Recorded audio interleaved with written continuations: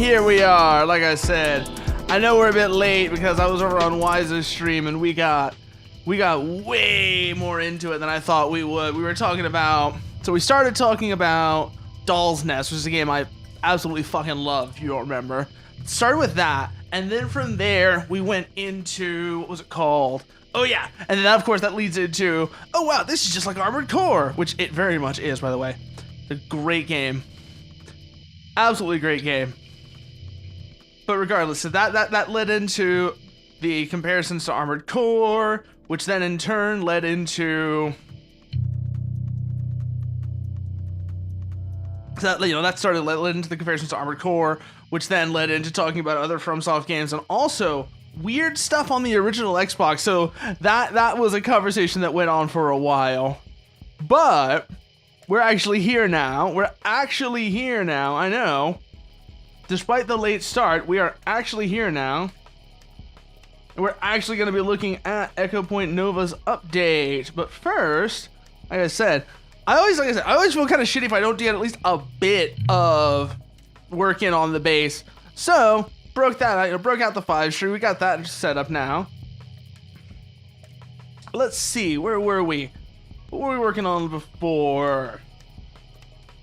Is it Vermilion? Yeah, we're working on Vermilion. Still trying to get this. Actually, no. Before I forget. Let's do before I forget, because I'm still trying to get that rhythm, that one breakdown section figured out, you know. This one right here. So let's start with just warming ourselves up on this, make sure I still remember how this plays. Make sure I have it still in tune correctly. Yeah, I do, okay.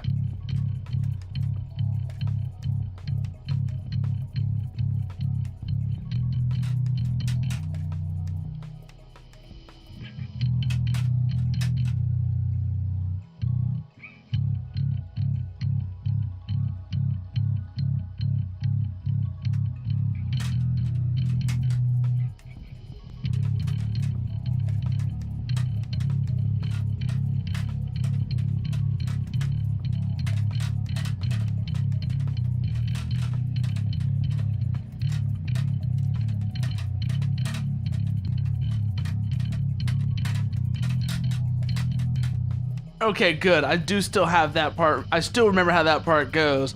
Let me see how I've actually got our signal chain going real quickly here. I wanted to check on this for a second.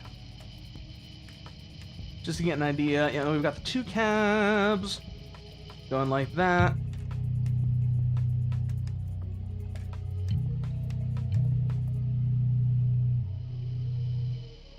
And then let's see. This, I think, needs to be brought up a little bit. There we go. That's what I was trying to figure out.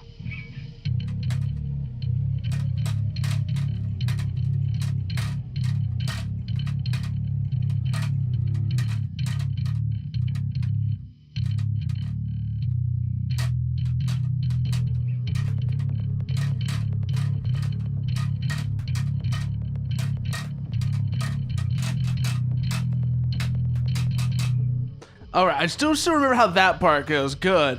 I do, in fact, still remember how that part goes, and that's what I was trying to remember. I'm also trying some new mic positions to see if I can get less of the string noise into the mic. Let me know how that works out.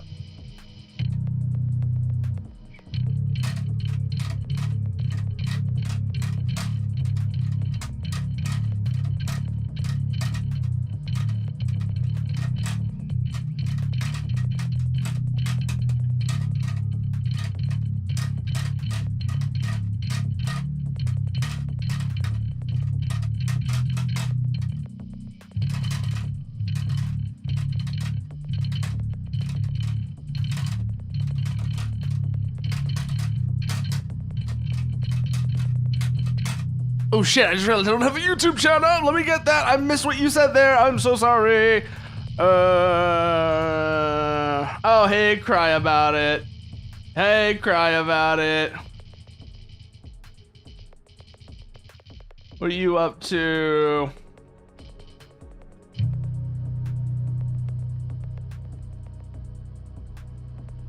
What are you doing? Spongetron. What is Spongetron? What's this about Spongetron?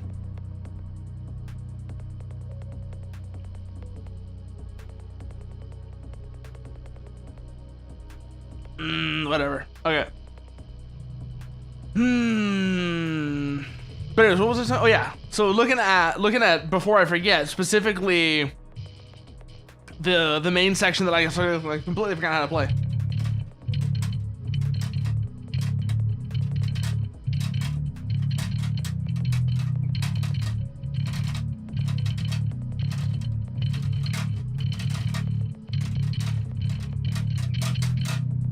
Okay, let's actually get the volume on that a bit up as well, because I'm not quite hearing that as much as I would like to. So, let's see. Do we want to adjust the 8200, or do we want to adjust? Yeah, let's do the 8200.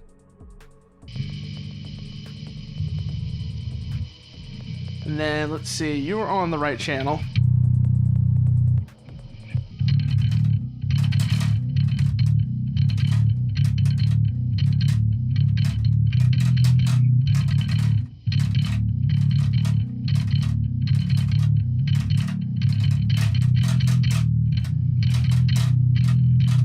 Okay, good. I think I've got the volume set about right now. Bring you up just a little bit so that we don't have that idle screech, because that is a little annoying to me. But then let's see, where do we go from there? Oh yeah, that's this part.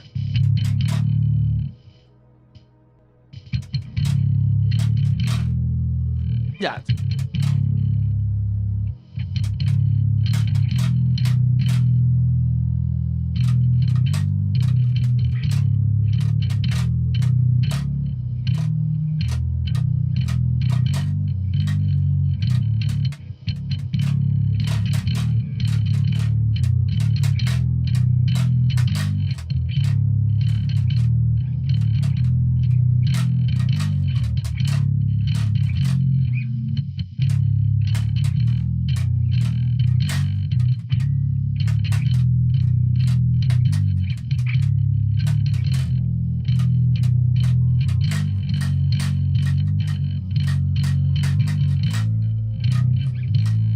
Is that right?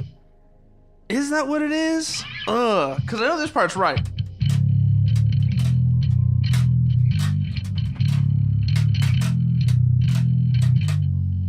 It's like that, but then where does that go from there? That's the part I'm trying to remember.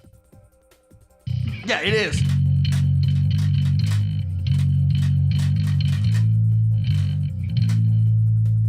And then it's...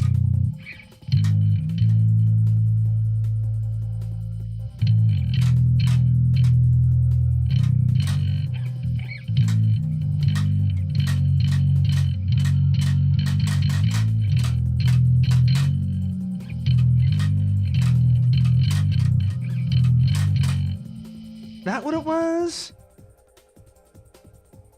Is that what it was? It was... Yes, it was that. Okay. Oh, it's...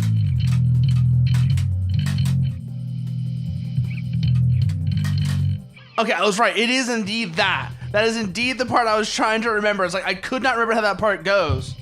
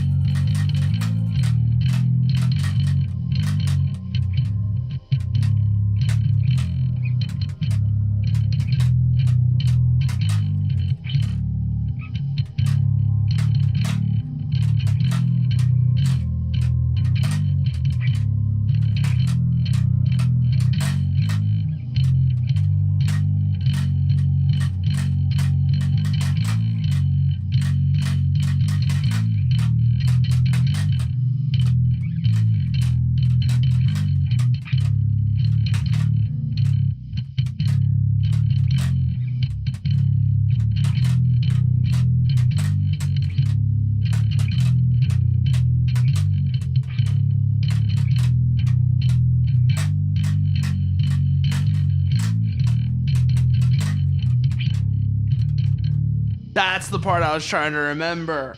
That is the part I was trying to remember right there.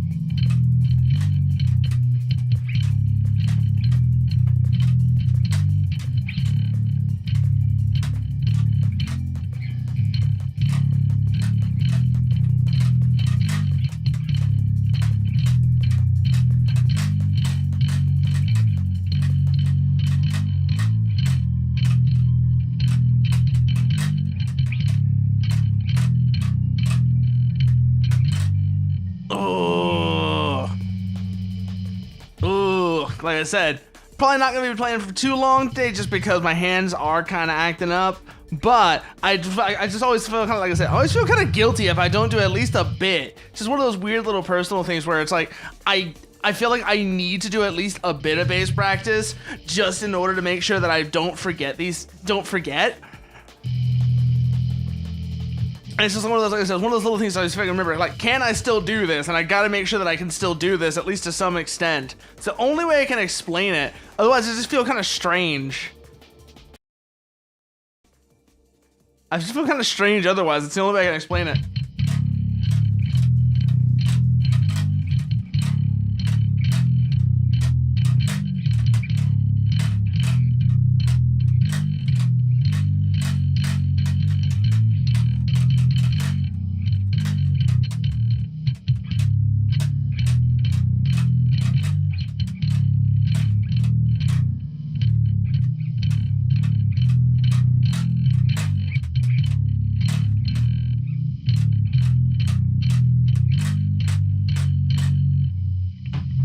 Well, I need to adjust the position of it so I can hit those higher frets.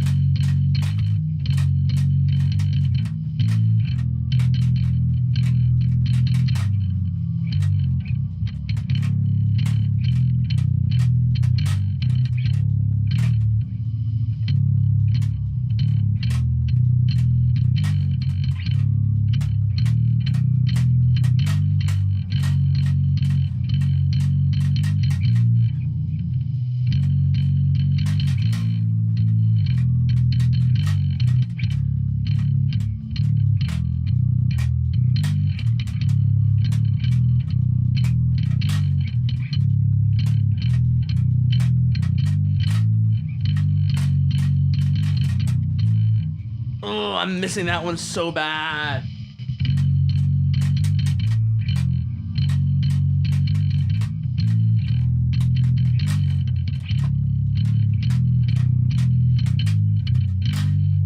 Ugh.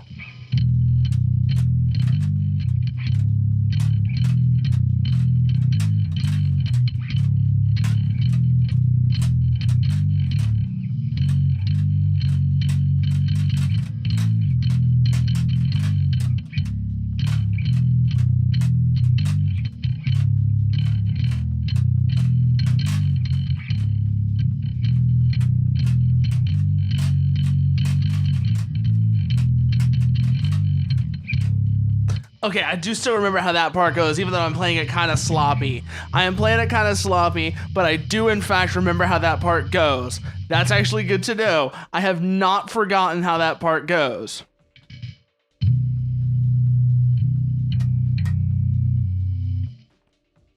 Like I said, I'm playing it kind of sloppy, but I do still remember how it goes, and that's actually really nice to know.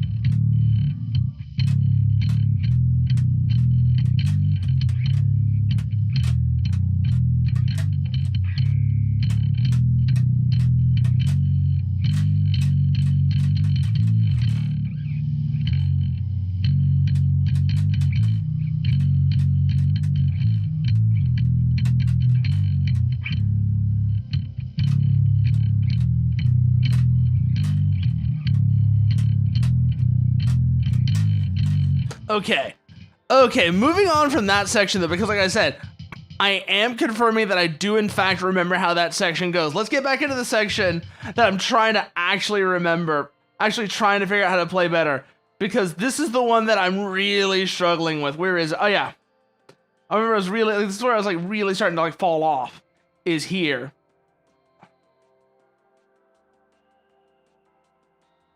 Yeah, so it starts here.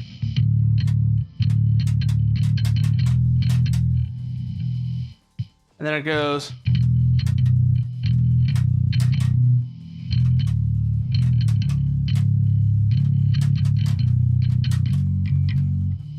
Is that what it was? It's definitely this part's right.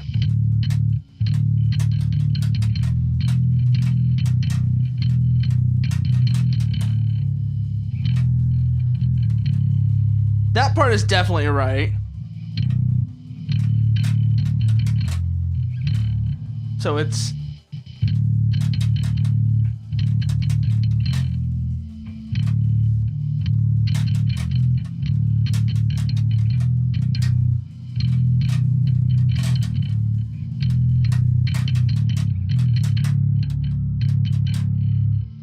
Yeah, that part... I'm trying to remember how to play this part correctly now.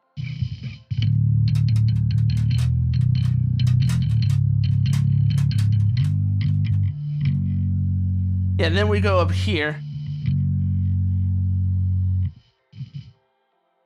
I'm doing something, because it's...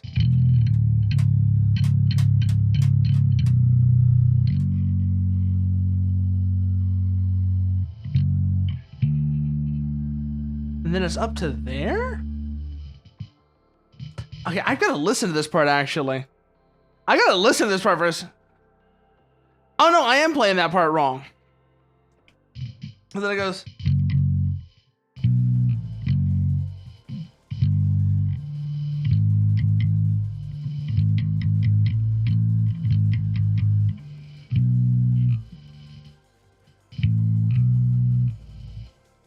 I am getting ahead of myself. Okay.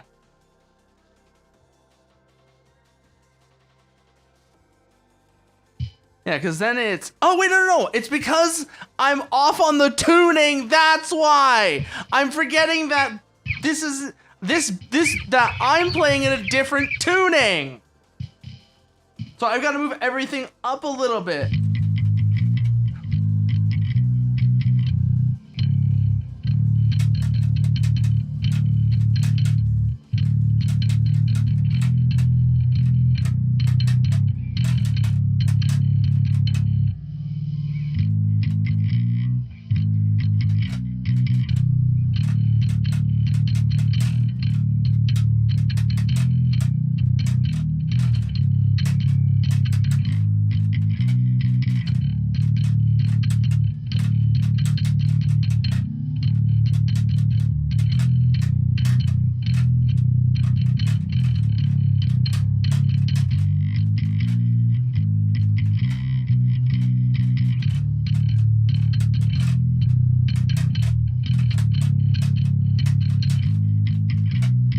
That's the part. Okay, now I'm starting to see it. Now I'm starting to figure it out now. And also, hello, Mechanicat. What is that creature?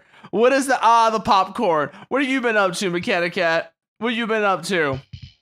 What you been doing?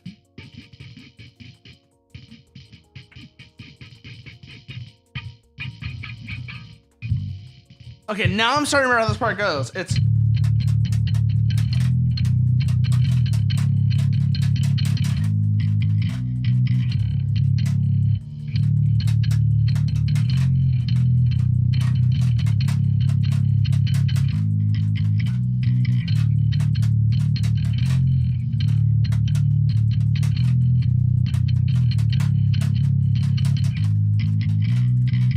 Okay, so I've got that first part figured out. Like I said, I've just got to readjust for the tuning difference because I'm not playing it in drop B, I'm playing it in B standard, and I've got to remember that because otherwise I'm going to get the notes wrong.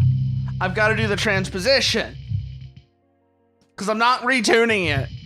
Got your ass kicked down the gym. All right. All right, let's see then. So what is this next section?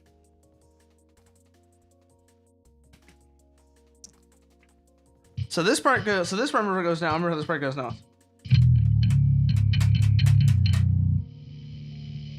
Yeah, this is.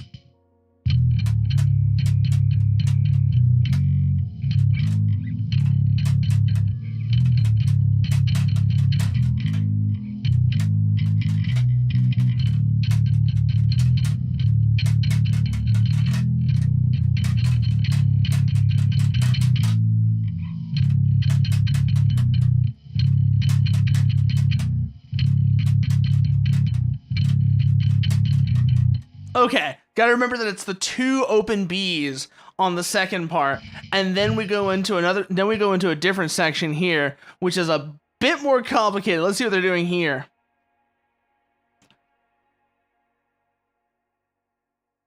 So then this goes.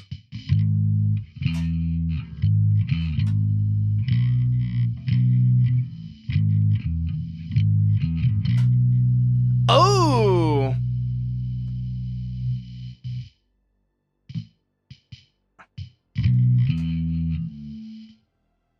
Okay, so this part then goes duh. This part goes.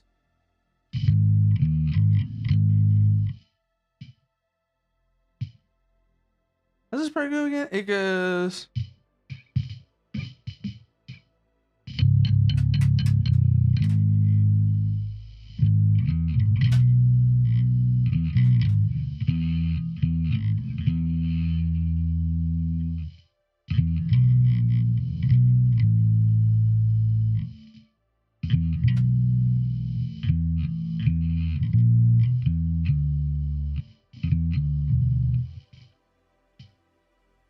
Because this part is a little bit.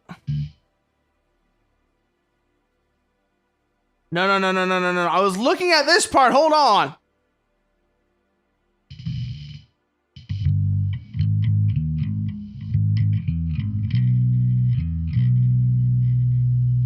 And then it goes.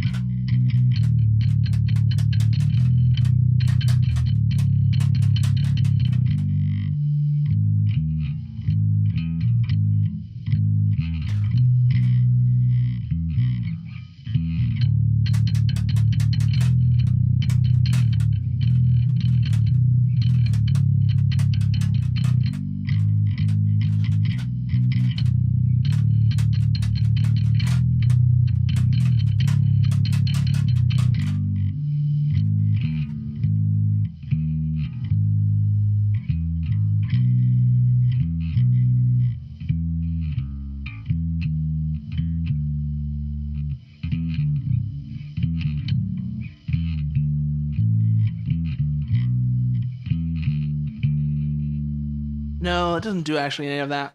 It doesn't make.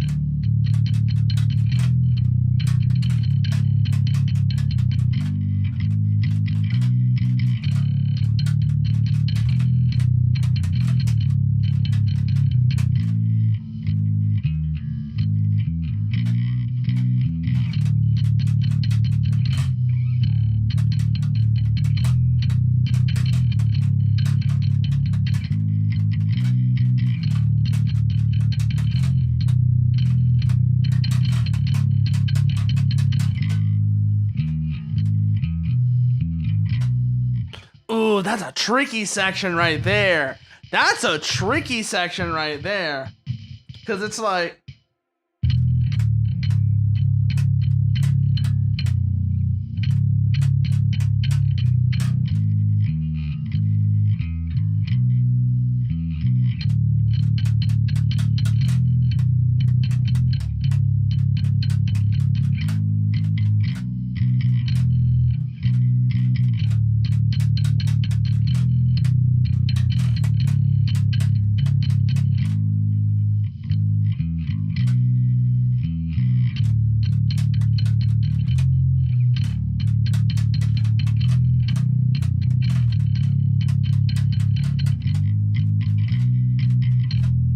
Oh, I keep hitting that wrong. I keep hitting that E.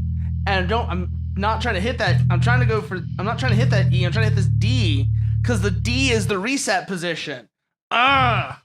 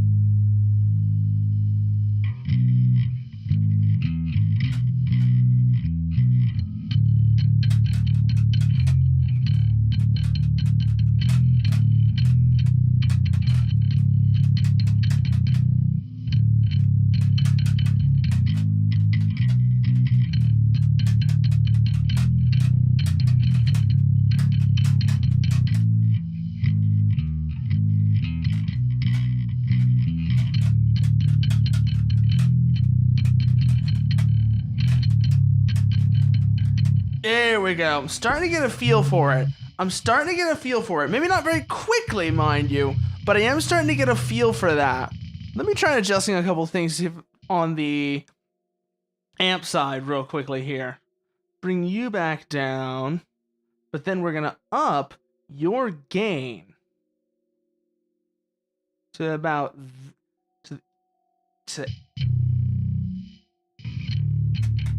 No, we need to up your output, actually. So we do need to up the output on these. So let's do that real quickly. No, it's on you. Okay.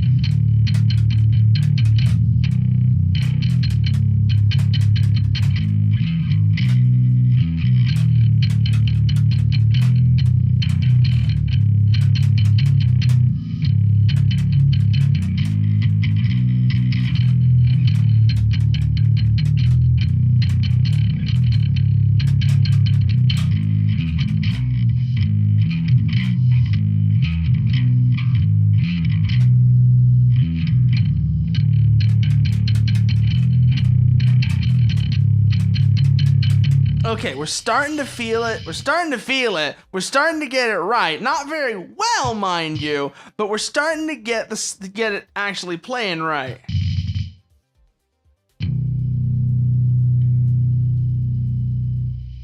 Got you for a second. Let's see how you sound like with just the B7K real quickly.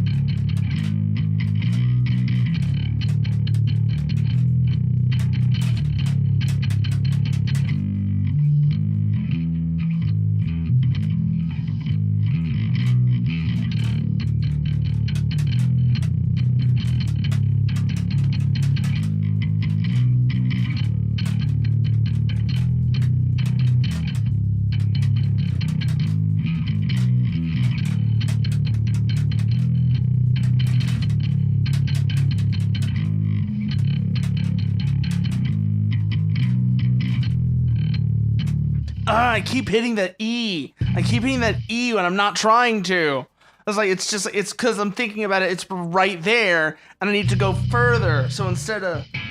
And it's always on the first one, which is weird, because you'd think I would do it on both of them, but no, it's only the first one where I'm really fucking that up for whatever reason. Be interesting to know why.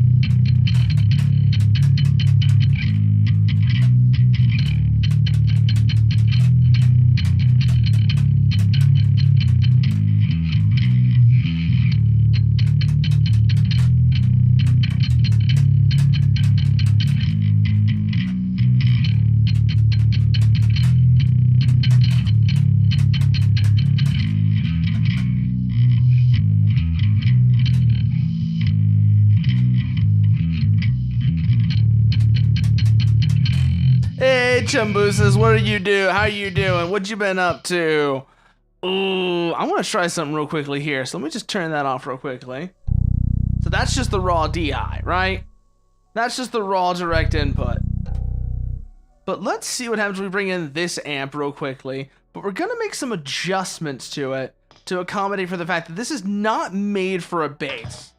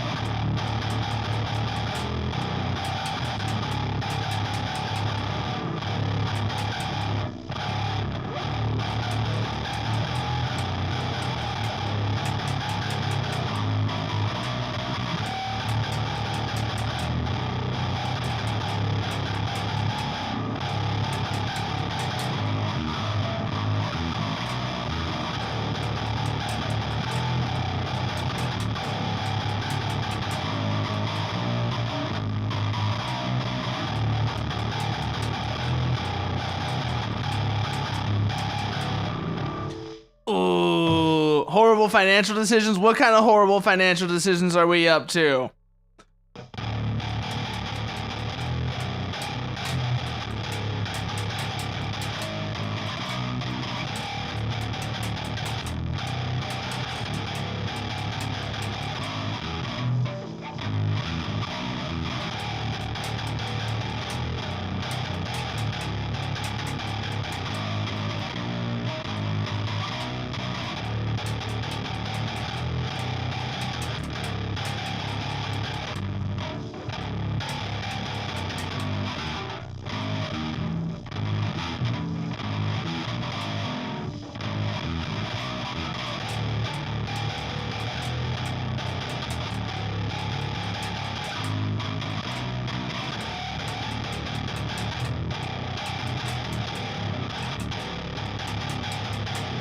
Oh, but yeah, what kind of horrible financial decisions are we getting up to? If you don't mind me asking.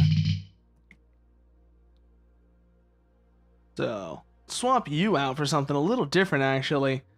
Ooh, what if we put the Plex in this?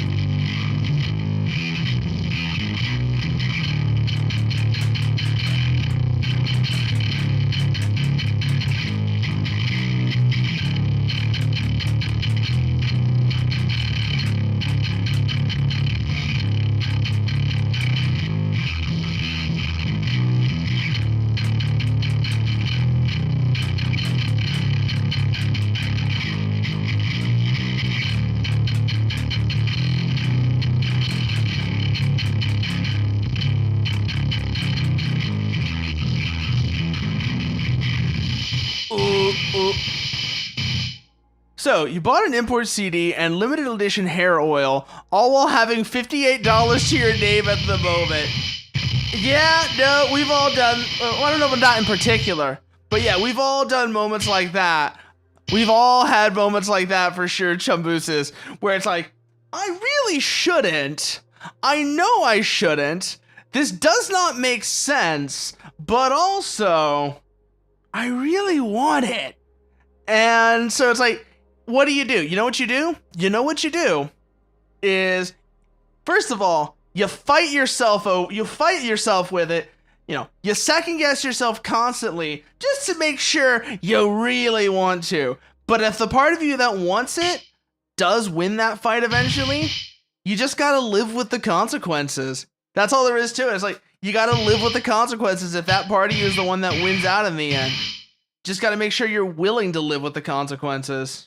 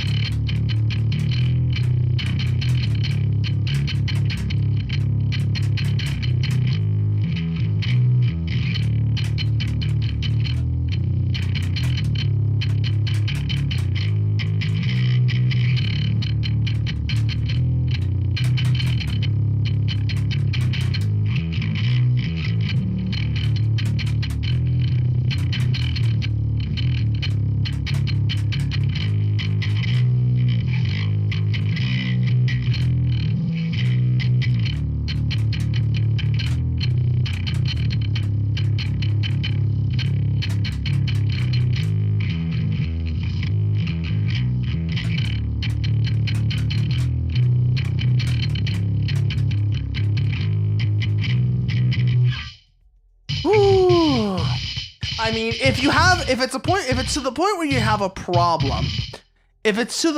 have a problem, well then yeah, that is a problem.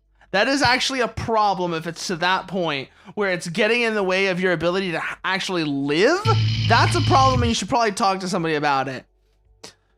But if you are in a situation where it's not interfering with your ability to live and you can just, and you can live with the consequences, that's the point I'm trying to get here that's the point I'm trying to make. Not so much that, oh, just do it, YOLO. No, that's stupid. But what I'm saying is, if it's, hey there, partner, how you doing?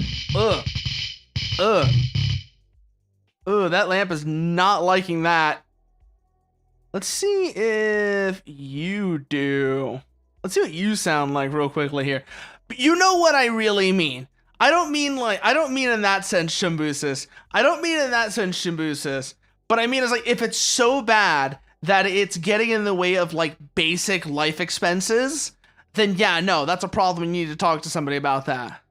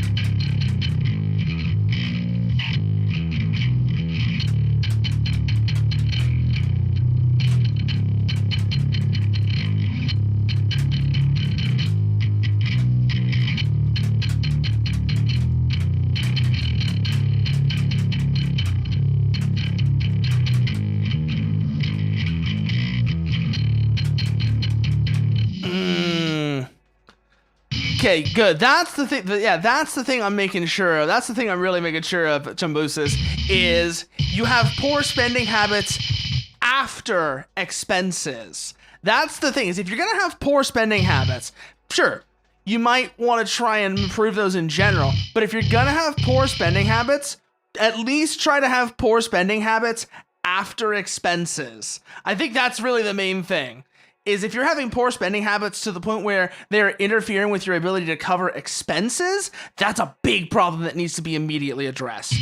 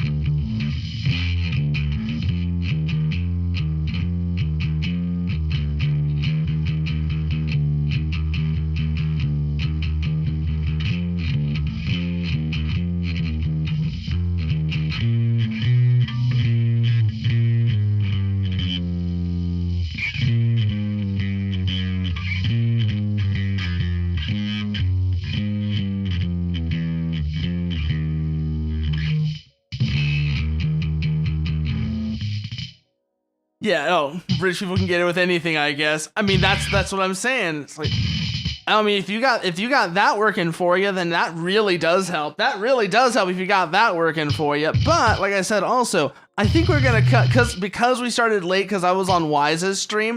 Which, by the way, if you ought to go. If you aren't, also go follow him. He's great. If you aren't following Wise, you should also go follow Wise. He's great.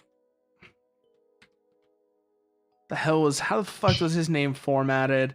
I just think, okay, it is just like that. Yeah, if you aren't also following Wise, then you should also go follow Wise because yeah, he's great. But like I said, I'm gonna put this down once the ad break starts, and then we're gonna go over to actually playing Echo Point Nova. So let's run this for a little bit longer. I said run this until the ad break goes, and then we will be switching over to the actual. The hell is it called? Oh yeah, to the actual game itself. So we got that part figured out kind of now. Like I'm not gonna say we have it well.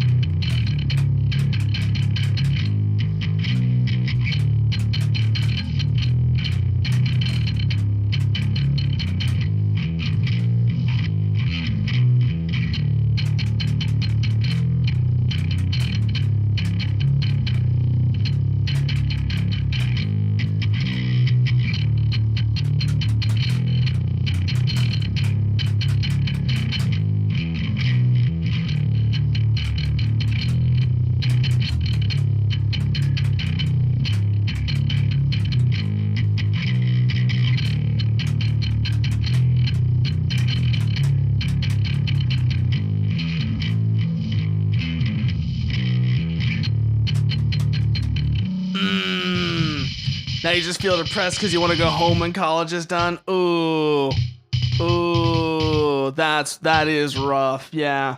I hope you feel I hope you start feeling better about that soon, Chamboosas, because I know homesickness can be, homesickness can be rough. That can be rough. So hopefully that, hopefully that starts getting better for you. Oh, what is this section?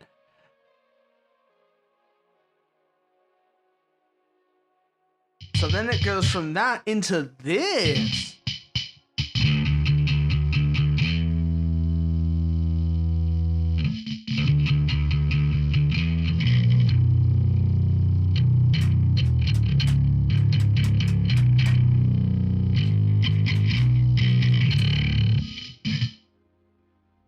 Oh, okay.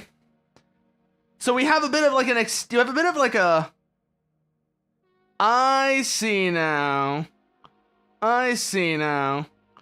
So before we go back in, so we do this, right? So it's.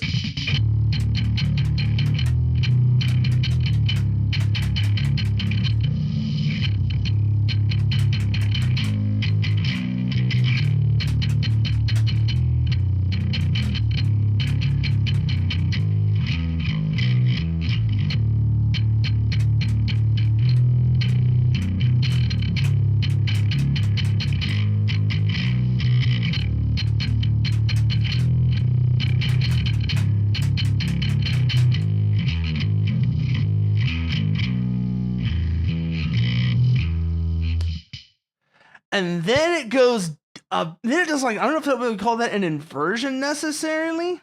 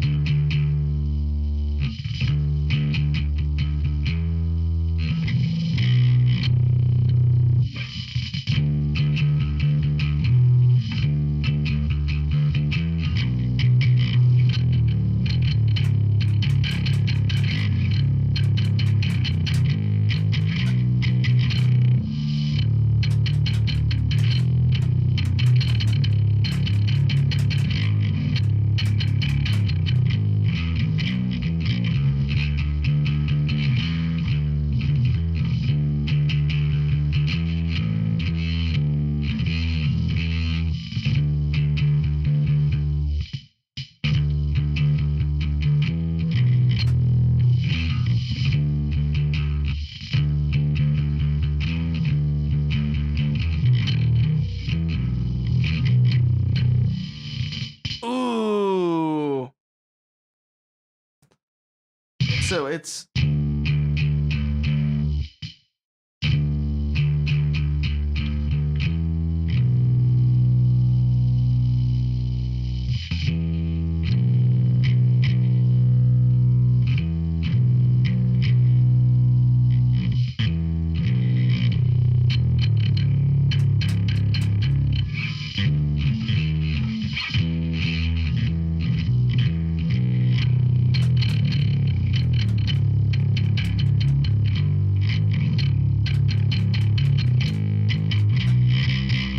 Ooh, that's an interesting little bit right there.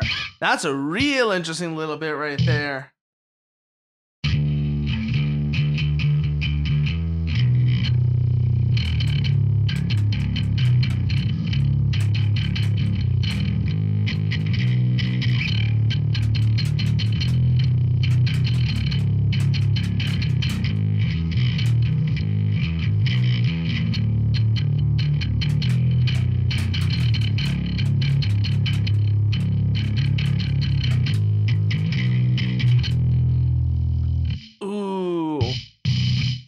So then it does that. Do we get that inversion again? Or no, it doesn't look like it. But I think that's what we're going to do for that for now. And then we'll come back to this later. For now, though, if you need to take a break to get a drink, stretch, whatever, now's the time. And then we'll be back with Echo Point Nova.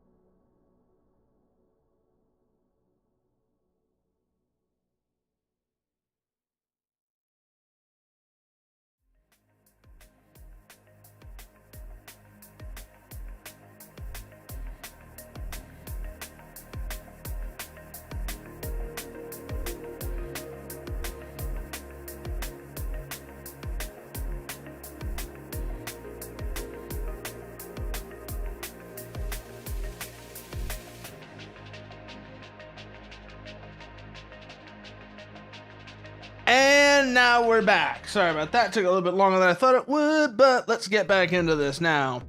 So,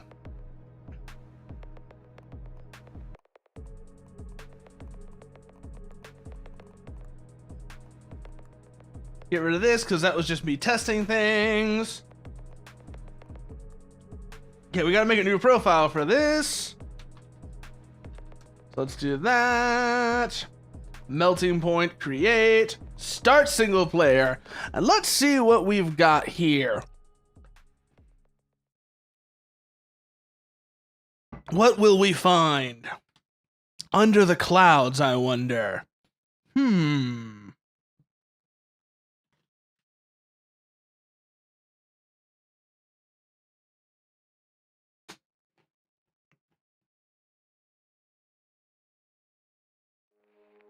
What's hiding under the clouds, I wonder? Well, I kind of have some idea, because like I said, I did do some testing just to make sure the game, see how it played and such.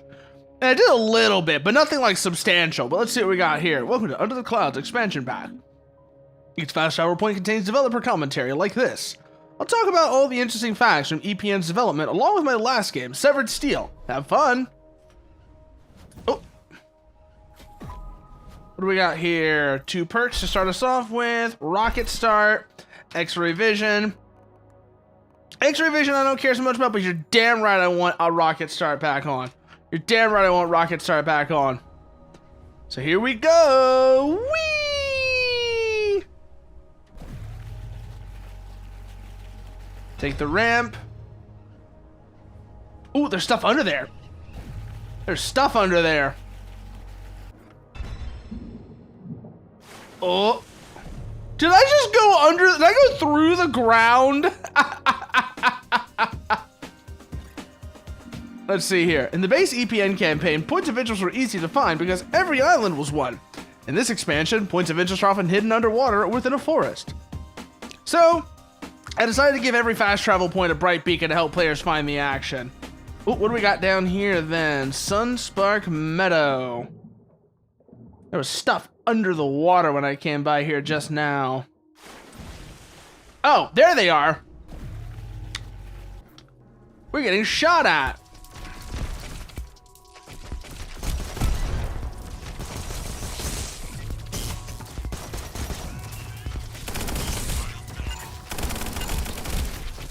Ah, fuck. I'm so used to having like all the end game shit from the base game. The fact that they make you start over with this one is kind of fucking with me. It's tripping me up.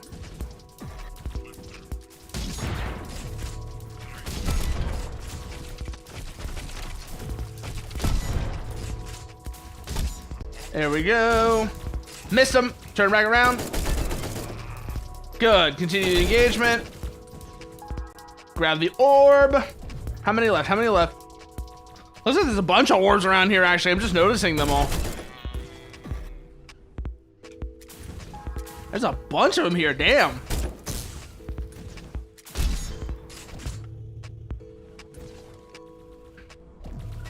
Grab that heart. Keep moving. Anything there? No. What about down here? Oh, turrets, turrets, turrets, turrets, turrets. Watch it. I was wondering if the turrets were actually their own enemy or if it was the guy who drops the turrets. Turns out it's the guy who drops the turrets. Okay.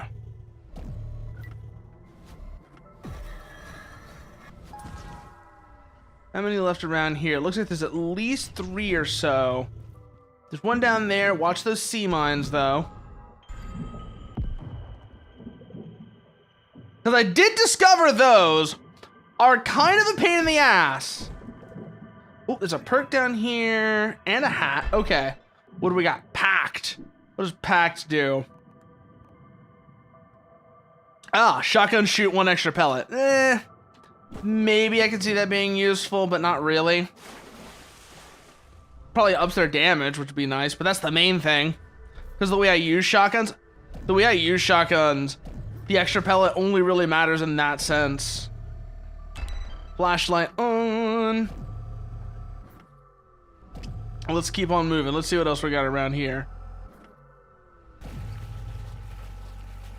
But also, so I was talking to Wise about, like I was saying, original Xbox games. One of the ones that came up was Bloodwake, which I'm going to be streaming later this week, which was like Twisted Metal, but with boats, right? And it was one of the first things I thought about once I realized that you can actually just run the hoverboard on top of the water. What you been up to, Dr. Anime? For Severed Seal and EPN, figuring out the gameplay, action, and level design came first. Story and lore ran at the end to explain whatever gameplay and world we came up with. For the next game, I might start with setting and lore first. Ooh, that'll be a fun challenge. That'll be a fun challenge. It's like, I've got this setting, but what do I want to do with it? Considering that they have a pretty solid grasp on gameplay mechanics, that'll be really interesting to see. So let's keep moving along. Come through this way. Oh, there's something in the woods over there. Down we go. Perfect launch on the water. Good. Let's see what we got here. But so we were talking about Bloodwake. And... oh! Oh god, we did it again.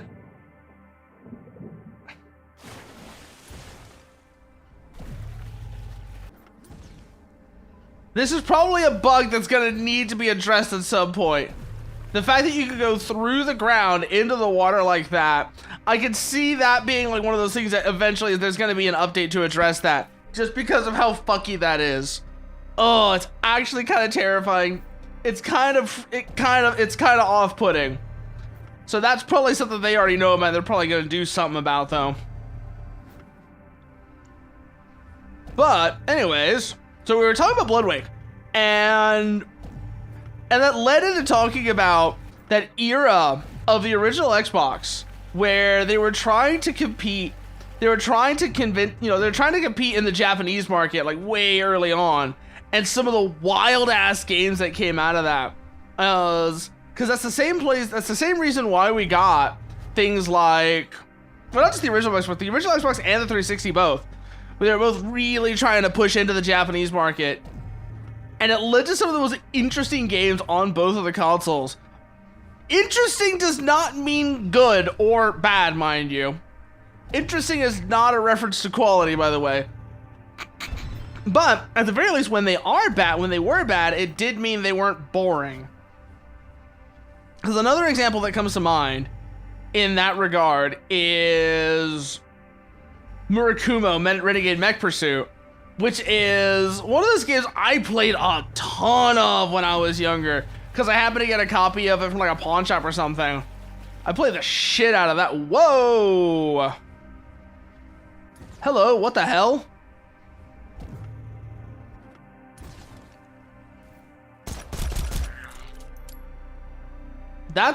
I'm pretty sure this is a bug. Did I come in here too fast?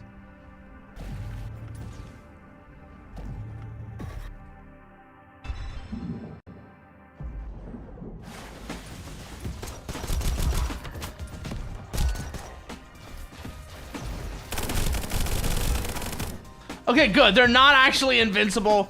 I think they were just bugged a little bit and trying to figure out what was going on there.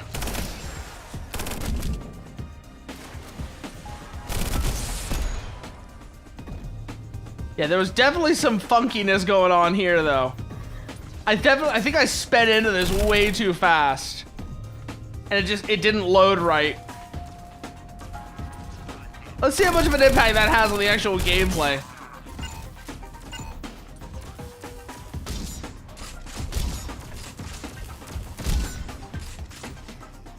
Okay, good. Maybe we'll be okay. I don't think so, actually. Let's reset this. Let's reset this because I don't think it's supposed to do that. One advantage of using floating islands was it was easy to rearrange the world. If you didn't like where a level was, you could just move it anywhere. The expansion pack uses a more traditional overworld. Each level depends on the terrain beneath it. It's not so easy to just move things around.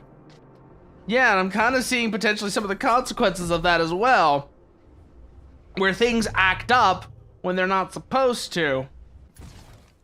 I'm wondering if that's what what's causing this bug. Like I said, I don't think that was supposed to happen that way.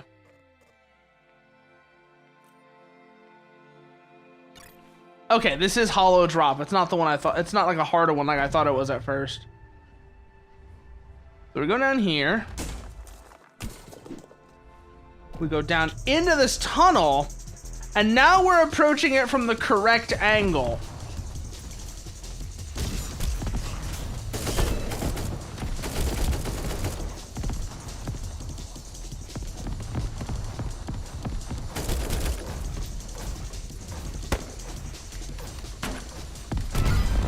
Oh, we got both of them!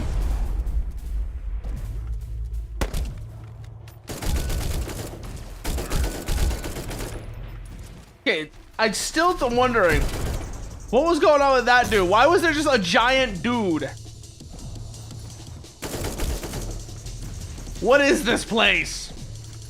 What kind of place is this? Come around, come around, come around. This feels like Tiny Huge World. That one, you know, Super Mario 64 map where everything is all the wrong sizes. I'm kind of getting that feeling from here. Nothing is the right size. But I think that actually is intentional. It's not a bug in this case.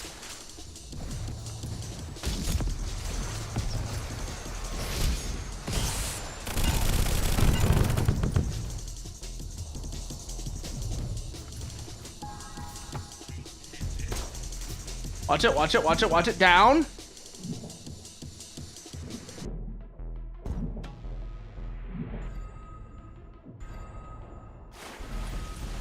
Up above the water surface. And launch. Go. Grab those hearts. What are we looking for? What are we looking for? There they are.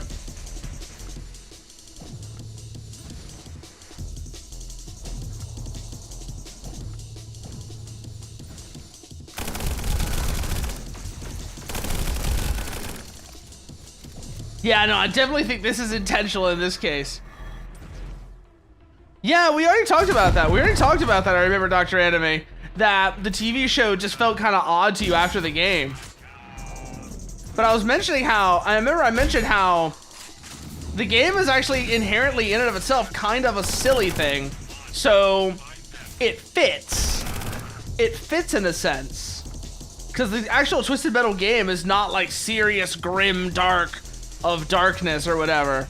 It's a very silly game in a lot of its setup. I mean, if you look at the characters like Axel or there's a perk in the wall. Okay. Weird.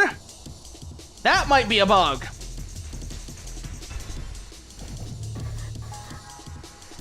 One more, and then we get our double grapple, which will be very nice.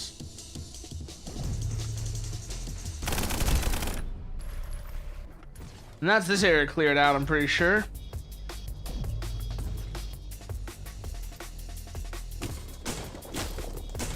Mine down, let's see. What's waiting for us down here, I wonder? Oh, we do have that. That is with the flashlight. Okay.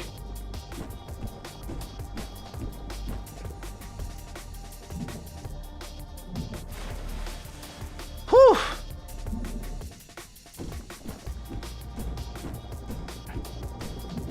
Trying to make sure I don't actually get disoriented and get lost, you know, like cave divers do all the time.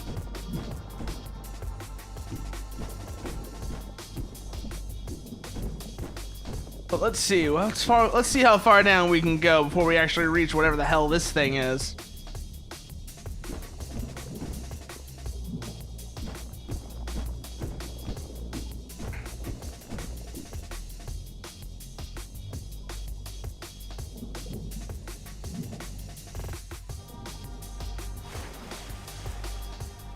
Okay, let's come down. Let's try this again. Let's use some explosives this time. See if that helps us or not.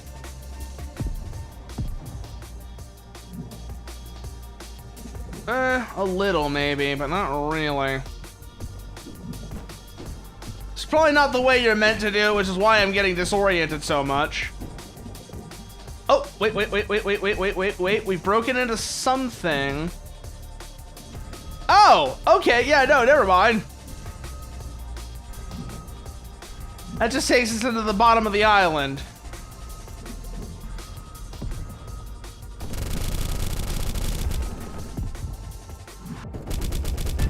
There we go, takes care of the mine layer. Oh god. Okay, we're okay. Ah. There it is, it's a hat. Okay, so we got the hat there.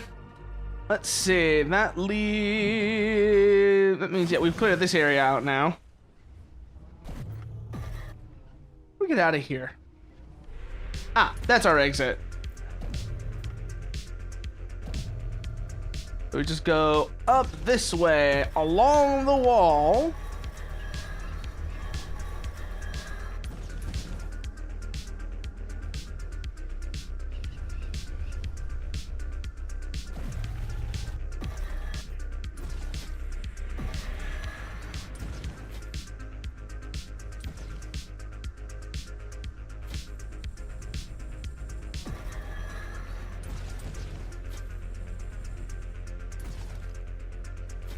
There we go. Okay, we're out now.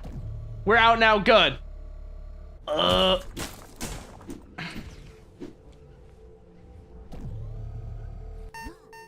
Let's just blow a hole through there. Oh, come on. Okay, good, we're out. Let's see what else we can go find. Let's see what other kind of trouble we can find now, shall we? Pull up the map. Ooh, what's that over there? What's that we got over there? Are we going the right way? We're going the right way. Okay, just make sure we're going the right way. Let's see. Red is... I'm trying to forget if red is something we haven't done yet, or if red means it's a higher difficulty than we're currently like set up for. Whichever one doesn't really matter, but it'll be interesting to find out which one it is. So let's just rocket our way along until we find it. We'll see. Depending on which one it is, we'll see what we gotta do then. Whee! Oh yay, cherry blossoms. We gotta throw cherry blossom trees in the base game, or if that's like new terrain they made for this expansion. We'll find out one way or another probably. It might be developer notes on like some of the new terrain stuff that he's done. Let's see, what do you gotta say? EPN had some basic PvP thanks to the PvP perk, but I don't think a full-fledged PvP makes sense. Cost of making good anti-cheat, good server infrastructure, and good lag compensation would be massive. I don't think I could compete with those free AAA titles. I worry about spending tons of resources and end up with an empty server browser. Yeah, no, I feel that for sure. Okay. Keep moving along, then let's see what else we got.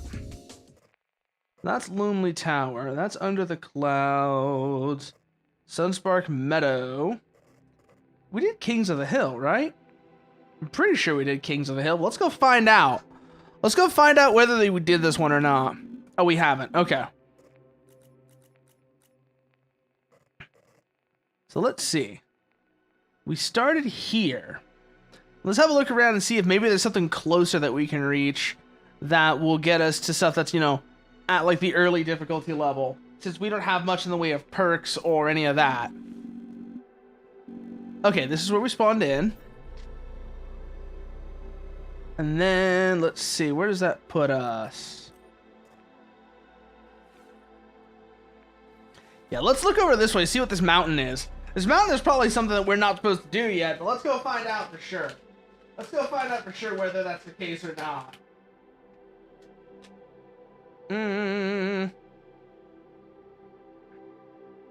Let's see, shall we?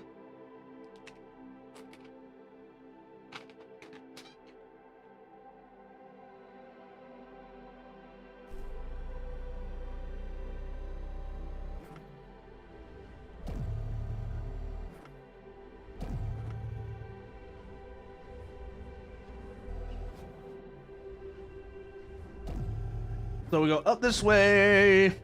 We go along here. It's up that way. Okay, we gotta go that way. Also, something else I did today. So I was cleaning my fountain pens today. Jesus Christ. You think you've got the ink, the last of the ink out of them, but you keep rinsing them. You keep running like paper towels over them, and there's more. And there's more and more and more. And it's like, where did all this ink come from? Ugh. It's insane. You just keep rinsing out the nib, rinsing out the converter. You run a paper, and then you run a paper towel over to dry it off, and it's like, oh wait, it's still staining with ink. Where did this come from? Please help. Like, it's amazing just how long it takes to clean the damn things out.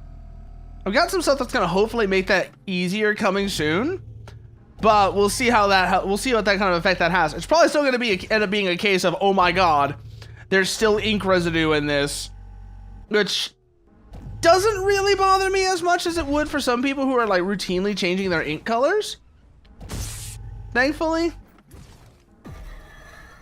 But like I said, if I was somebody who was like trying to routinely changing the color of my ink, oh, there's gotta be a better way of doing this is the only thing I can think of. There's gotta be a better way of cleaning a pen out like that. Because I'm using it for drawing, but somebody who's like writing stuff with it and doing like calligraphy, I can imagine this would drive them insane after a while. Just constantly, you know, every time they wanted to change the color of their ink, they have to do like this whole cleansing ritual on the pen just to get all of the ink out so that it doesn't cross-contaminate. You know, so that you actually get the color of the ink you're changing to and not some weird combination of the previous ink and the new ink. Especially when they look really bad. Let's see what we got here. Are these gonna be something that we haven't done yet? There are 29 scans, 26 weapons, 58 perks. Damn, I did not realize there were that many perks in this game. I always forgot there's that many perks in this game. But let's see. Stick the landing. Let's see what this point of interest has to say. In early builds, I experimented with adding gold deposits in the soil that the player could pickaxe for currency. Then maybe there would have been a shot for weapons and upgrades. I think the current system of finding items directly works nicely. Yeah, okay, that's not something we want to do just yet because we don't have much, like I said, we don't have much in the way of perks. And so that's going to be a lot harder. So let's move away from that one. Let's see what else there is around here. God, I love this movement though. I love this board. I love the way the hoverboard movement works where it like encourages you to take some unusual angles, especially once you go into the vertical.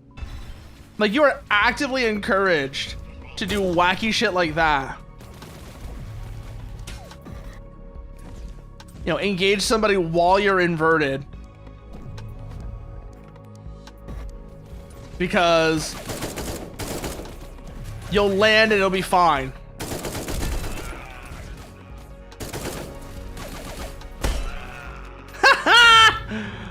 Did not expect to get that shot. Okay, we got the double grapple now. Good.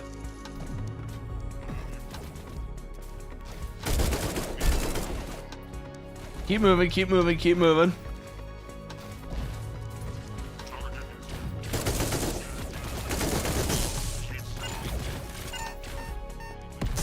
Ah, shit.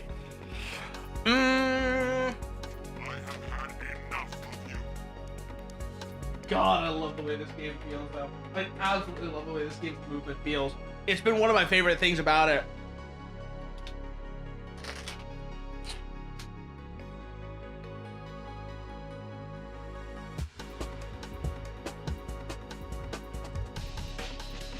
Like, ever since...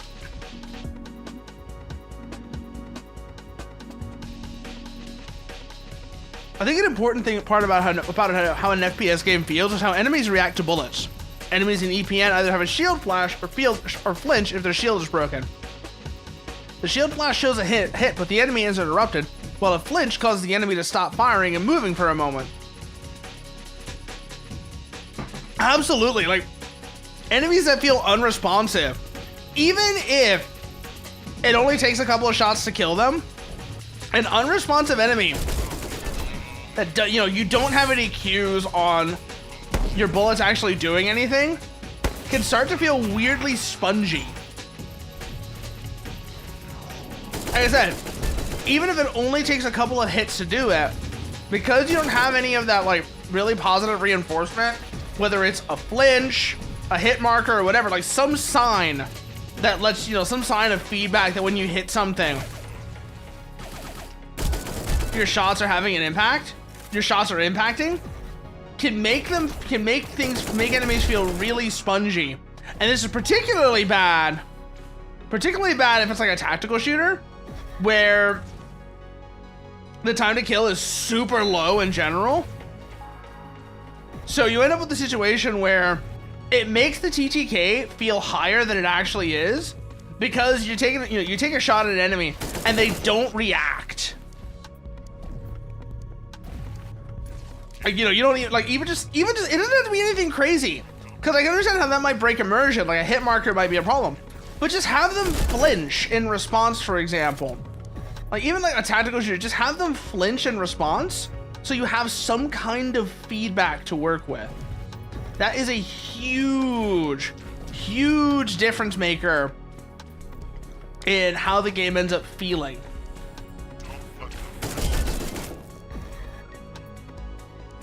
Where are they? Where are they? Where are they? Where are they? Okay. Nothing else is firing on me. I guess the rest of them are going to be down below in that, whatever this area is. Oh no, there's somebody shooting at me. Oh, we got a weapon upgrade. Real nice. Very nice. There's 2 chests here. Which means, yeah, we go down into this hole. We'll probably find the rest of them. Let's see if I'm right. What's down here? Oh, there is something down here. Ah, but it's just a hat. Okay. This isn't actually anything of value, anything significant to trigger whatever's going on with this area. It is just a hat. Still, hats are nice because they give us more perk points. Let's see if we can figure out what the hell we need to do to actually activate these. That's gonna be the really interesting part. Is what will we have to do in order to activate that? Because I think we got all the enemies, which means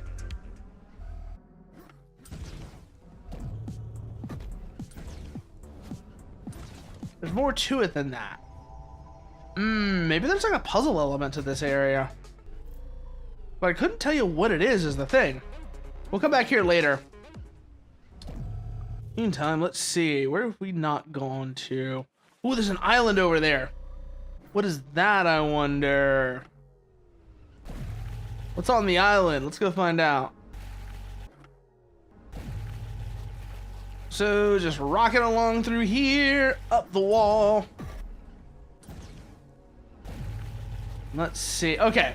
Yeah, that's a whole area. We go up and over. What do we got? Oh, that's our POI. Seen and not seen.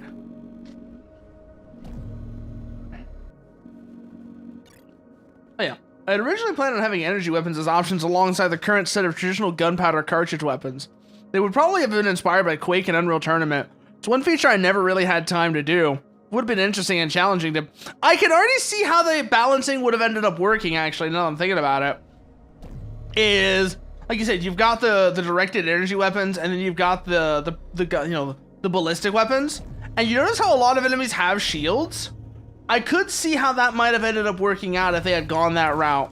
That would have been pretty Halo-ish, but it probably would have been a solid way of doing it where you have enemy shields, and energy weapons would be better, would either be able to break an enemy shield down faster, or possibly if you really wanted to, you could go the armored core route where they can punch through shields and do some amount of direct damage, but they don't reduce the enemy's shield. So you're doing less damage, but you're doing direct damage through the shield, but you're doing less damage and you're not degrading the shield as much. I could see that possibly being a way of taking things. I don't know if, like I said, that's just my own thought process, but I do wonder if maybe that's something that they were thinking about. Sometimes I think about adding a tactical mode to EPN, which would slow down the pace. No more grapple, no more hoverboard, instead you would get crouch and sprint. You'd navigate the world with thoughtful use of the different mechanics like rocket jumps and voxel destruction. I don't know. It could be interesting, but I don't know how I'd feel about it. Although, at the same time, things like that, now that he mentions rocket jump, I had to try it. I had to try it. Yup. Rocket jumping is a thing. I had to know for sure. I'm gonna have to remember that works, though. I'm gonna have to remember that works, because that is fun. Now, I didn't even realize that rocket jumping would be a thing in this game. But now that I know it is, we're gonna be doing that more. We're definitely gonna be doing that more often, now that I know that is a thing. Yeah. Oh, it's funny you mentioned Gundam Seed and Gundam Seed Destiny, because honestly, yeah, I don't like him either. And I'll tell you why. I don't like Gundam Seed. It feels like they just took a bunch of their older stuff and mashed it together without much consideration. Destiny in particular. The original Gundam Seed, it's okay. But Destiny is just ugh. And the other problem with Gundam Seed, is it has the same problem as Gundam Wing, where they forgot about being subtle when it came to catering to the Fujos. It's like, because that's the important thing, is if you're gonna cater to the Fujos in something that is not explicitly just made for Fujos, which frankly, as much as the Fujos are a big thing with it, Mobile Suit Gundam was never just, specifically made for Fujos, and any Fujo who tries to claim that is delusional. But when it comes to like catering to Fujos, you have to be subtle about it if it's not like specifically Fujo media. Because otherwise you're just gonna piss off the rest of your audience. And that's the problem that Gundam Wing has. Both Gundam Wing and Gundam Seed have, is they spend way too much of the show's like narrative resources, to use for lack of a better term. They use too much of the show's narrative resources to like really cater to Fujos, and it hurt the rest of the show. And that's on top of the fact that they're both really weak narratively, especially Gundam Wing. Like, narrative speaking, once you actually really get into Gundam Wing, it's just like, ugh, this is not very good. Like, even the bad Universal Century stuff, like Hathaway's Flash, is still mostly better than Gundam Wing. Gundam Wing is just not great from a narrative standpoint. And then you add in the lack of subtlety when it comes to catering to Fujos, and the thing just becomes like absolute pandering, and it's not a good time. Swimming at first at 2 speeds, normal speed and the fast speed while holding shift. I found that I was always holding shift for the fast speed, so I just made that the normal one. Yeah. Although part of me is still doing it subconsciously. It's like, is there an even faster speed? I'm like, is there an even faster speed that I can hit than the fast swimming speed? Also, that also leads me to, like, the fact that they mentioned that leads me into something I've been thinking about. It's like, how do you make water levels not suck? Because there have been 3 games now that have really understood how to avoid the problem of the water level sucks. Ultra Kill did a pretty good job of it. So did Beyond Citadel. And this as well has also done a pretty decent job of not making the water level suck. And it really always comes down to the same thing. Don't make the player character sink. That's like the number one thing when it comes to water levels, is give the player like true vertical movement options. Like give the player like some actual vertical movement options, and that'll do a lot for making a water level something that isn't, you know, doesn't suck to play. It doesn't seem like a big deal, but it makes a world of difference if you have that extra dimension actually be usable. Oh, wow. This is all acting up now. Calibration point. What do they gotta say here, I wonder? I don't know why, but I try to avoid the traditional FPS health system. Severed Steel had the 4-leaf clover luck system, and EPN uses the heart system borrowed from Legend of Zelda. I think I just prefer making each hit on the player count as opposed to death by 1,000 cuts. Huh, interesting.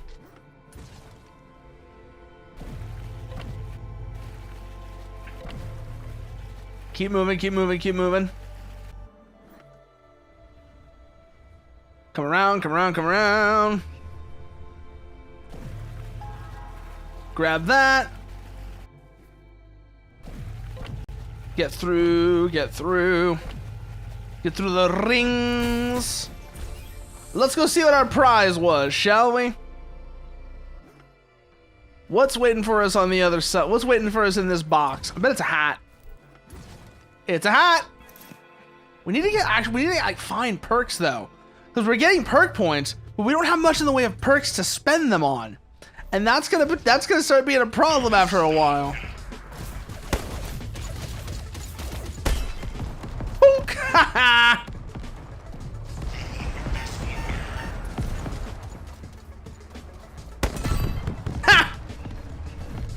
Beautiful shot there.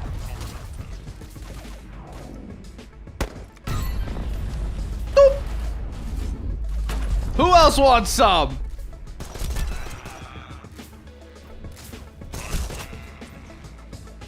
Where are they? Where are they? Where are they? Where are they? Where are they? Oh, did we get him? I think we got him. Okay. I think we got him there. Good. Oh, we got that one for sure. Watch it. We got low health now. So that's going to make things interesting, to say the least. I think we got someone with that one just now. Where is he? Where is he? Where is he? Where is he? Oh! Definitely got more than one with that one. Grab those hearts. Good.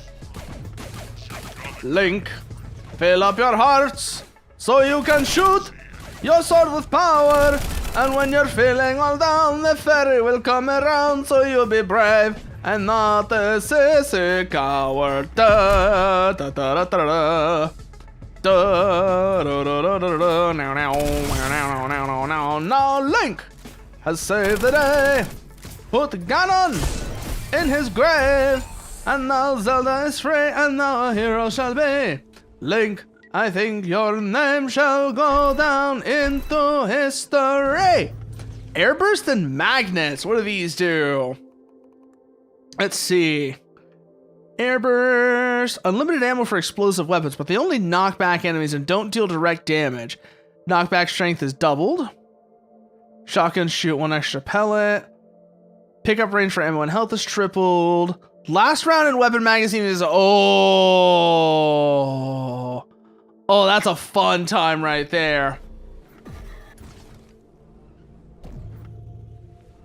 That's a good way to get people to use weapons with smaller magazines as well. I just realized.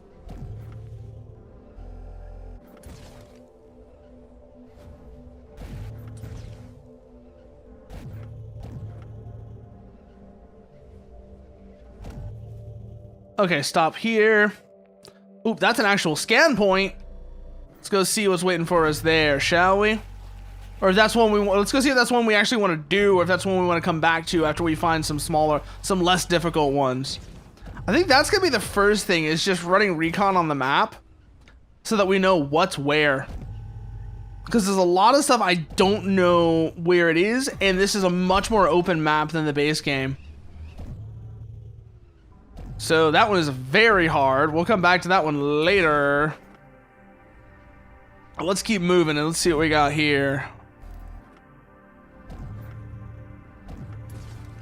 Keep on moving. Let's see. Whee! God, I love this movement. Seriously, I love the movement system in this game.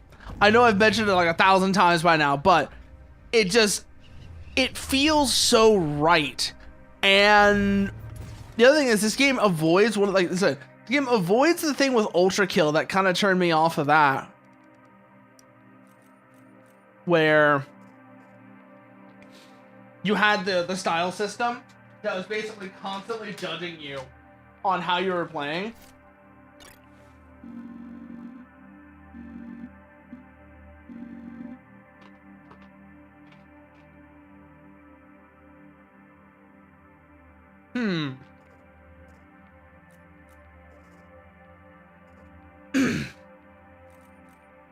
Let's see. What's over there, I wonder? Okay, now we're oriented the right way.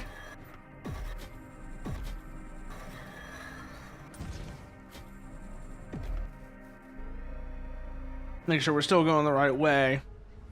Yep, I can see the point right there. I can see the beacon there. So let's keep heading this way, see what we run into. Because I haven't found any scan points that aren't, you know, higher difficulties yet. There's supposed to be like 30 of the damn things, so you would think that eventually I would run into one that isn't, you know, the higher difficulty stuff. But let's see.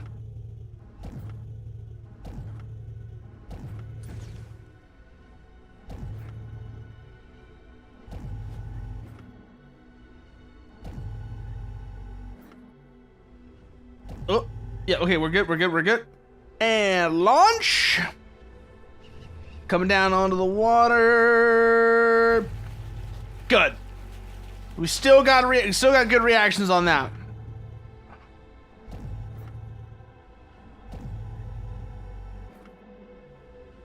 What are you gonna be, I wonder? And also, I'm wondering why it seems like it's struggling to load. It's been doing this recently where like it struggles to load if we're moving fast enough. BioShock was a big inspiration for the offhand powers like wind and ice attacks. The arm cannon in Severed Steel was similarly inspired. Let's see, is this a... Yes, it is.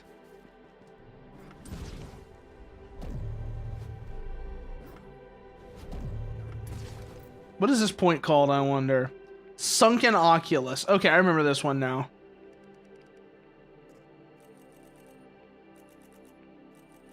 Also, I'm noticing the colors on the ground. Okay, no, that doesn't have anything to do with the difficulty of the zones around it. That's probably just saying, you know, like different terrain colors and such. But let's see what we've got here, shall we? What is at the bottom of this cave? Begin scan. Start the fight, let's go. Let's go, let's see what we got here.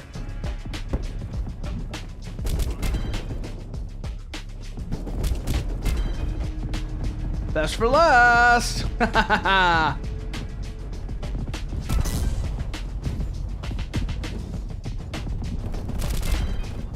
Keep moving, keep moving, keep moving.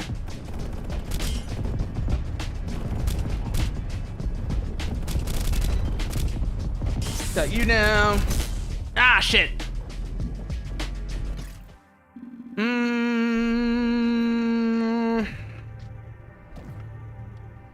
Let's see.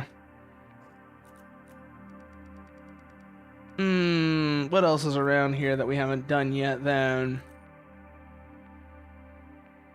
Canyon Loop, Sunken Oculus. Let's go back to Calibration Point, because I think that puts us closer to some of the other scan points. And let's go see if there's any of those that are not quite as hard as Sunken Oculus.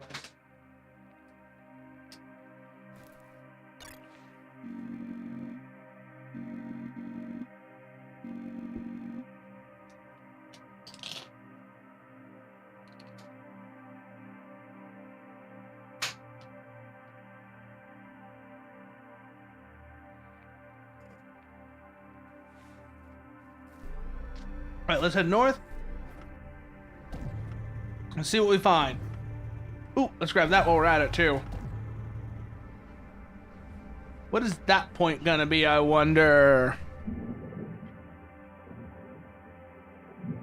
Back up out of the water.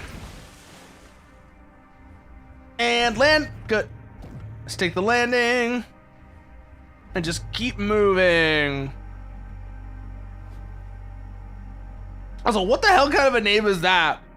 Like, seriously, some of these names, I always wonder, like, how do they think I'm not going to recognize that's a bot?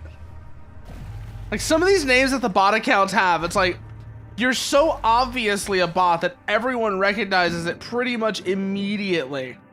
And if they don't, I kind of feel bad for the people. I feel bad for somebody who wouldn't, because it's so blatant. It's such a blatant bot name that I kind of feel bad for people who don't recognize the bot as a bot.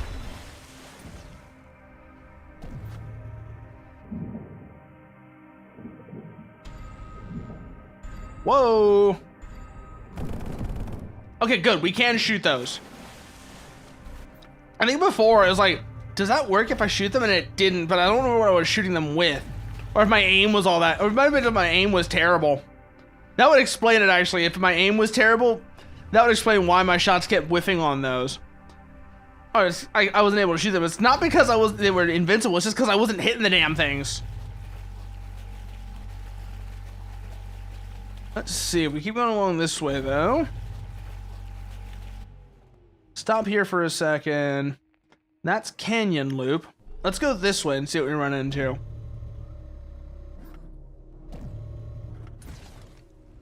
I'm trying to see if any of these POI are like a lower difficulty one, or if challenging is like the minimum for the actual scans. So it wants us to do all the other POIs, then do the scans. Which would be kind of weird, but I could see that being the case.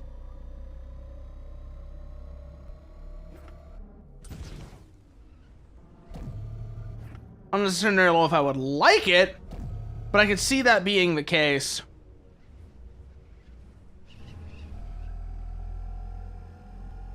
But let's see. Other news. Also, so I'm used to like something I started trying recently, and it turns out it's actually really good. Is just like salt and black pepper on cantaloupe.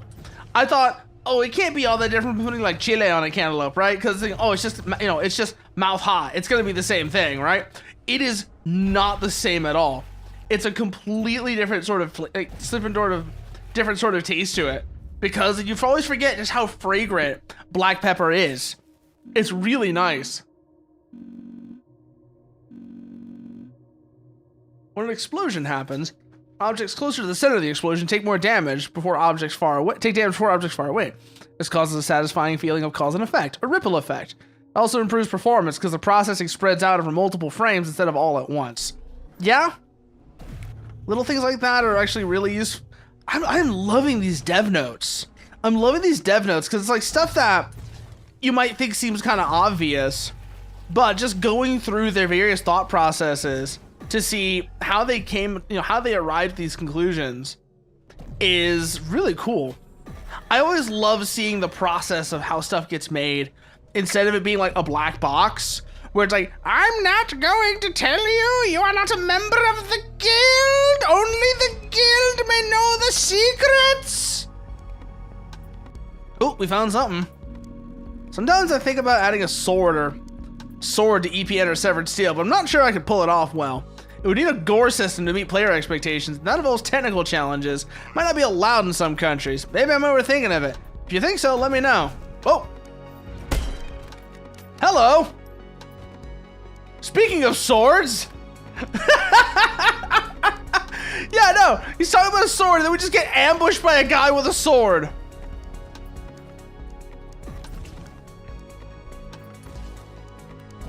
That is a perfect setup for that, actually.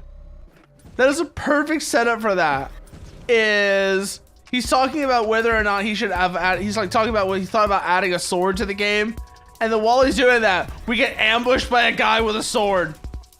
That is a perfect setup.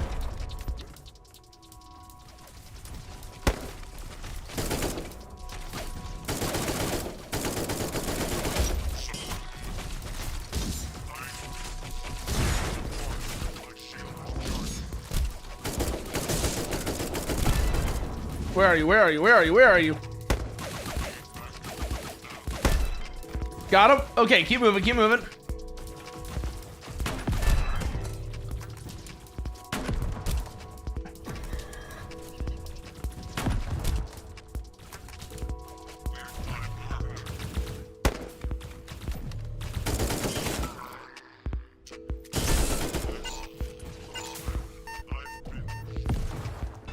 Watch it, watch it, watch it, watch it, watch it.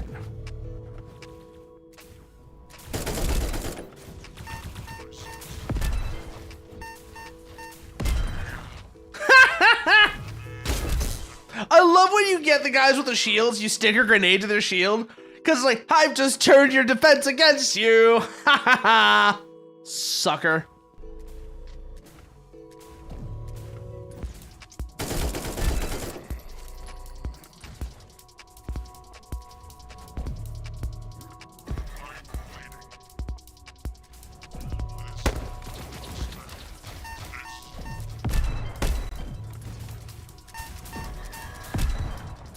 Ooh, pretty throw right there. Keep moving though, keep moving. If we stop, we die.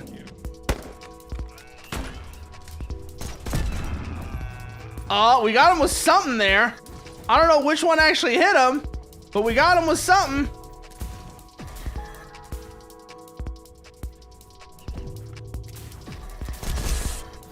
Ah, there was a turret there. I was like, wait, what the fuck is that noise?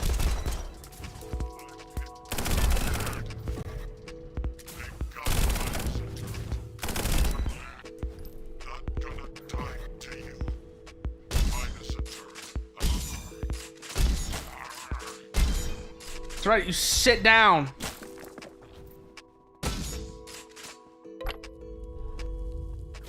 We gotta start pushing the buttons now. Let's see what's hiding behind them.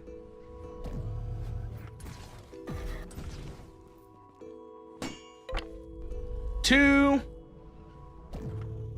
Another one's gonna probably be back here. Yep. There's one more button. Where is it gonna be, I wonder? Where's the last button gonna be? Oh, there's an orb there though. I'll take that. We already got that one. We already got that one. Last button. Is it gonna be up there? Let's go find out. Is it on this upper floor sort of area? No. So we gotta go back down. Let's see. Where would they put the button? Not there. That's not breakable, so it's not there. Or we would need the thing we don't have yet. You know, the fireball one. Oh, there it is. All right. Down we go. Oh, new weapon and new perk. Chanel Optics got me seeing double. What do you do? All weapons get around 20% more zoom. Yep. But new sniper rifle is interesting.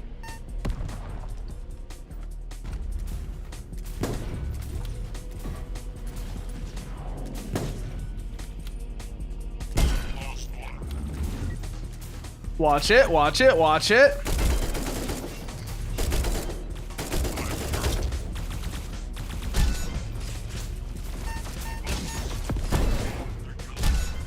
Go, go, go, go, go, go, go, go, go. Up. Turret there, take it out. What are we looking for? What are we looking for? There they are.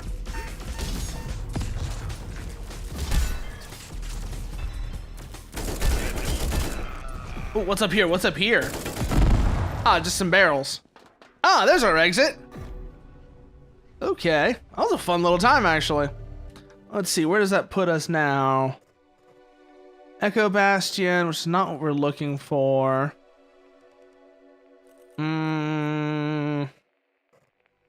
We probably should do some of these that apparently got more to them, because I bet once we do, then we'll start getting into the stuff that's like the scan points.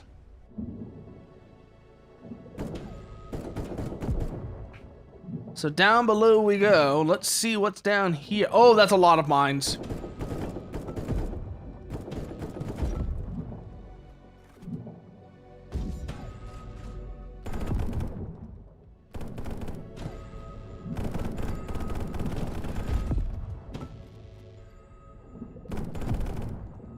Oh, what is this though? Like a glowing block. We can't break it. Maybe we can get at it from over here?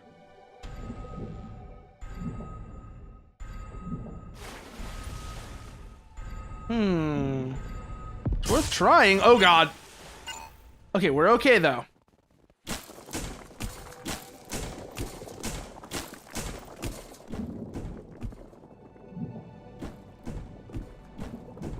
But let's see, if we just keep digging down, what are we gonna inevitably run into?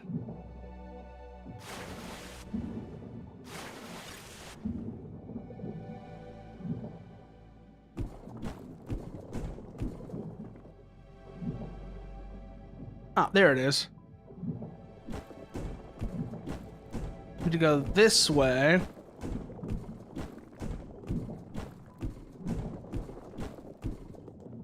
Watch it, I'm just like completely wasting my time. This does not feel remotely correct. You know what I'm saying? It's like, that doesn't even feel remotely correct for what we need to do to actually reach whatever's down here. Because there's this thing right here that we can't really get to.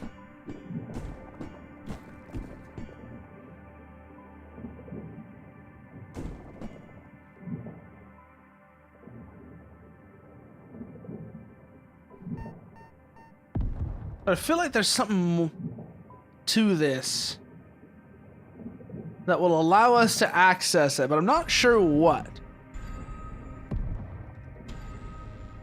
Oh, that's a lot of mines. That is a lot of mines.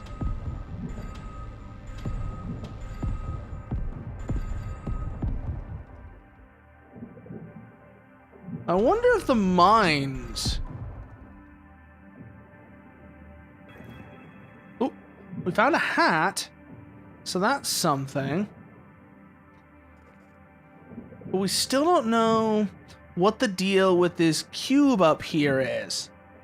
And that's the thing I have, that's the thing I'm still trying to figure out is, what does this do and how do we interact with it? The answer is probably going to be that we need to come back and do this after a bit. But we'll see.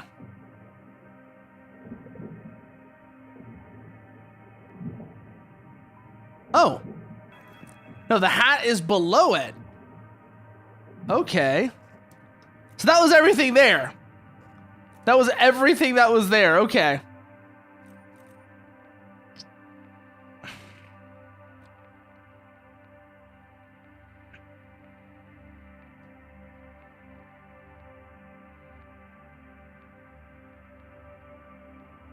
Let's see. Shaded channels, Sunspark Meadow. Let's go back to the start point real quickly.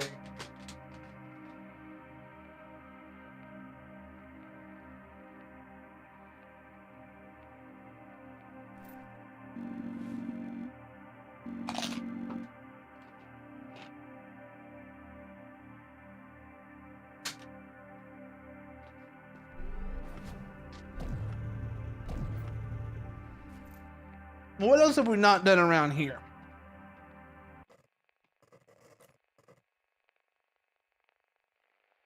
We haven't done that one yet.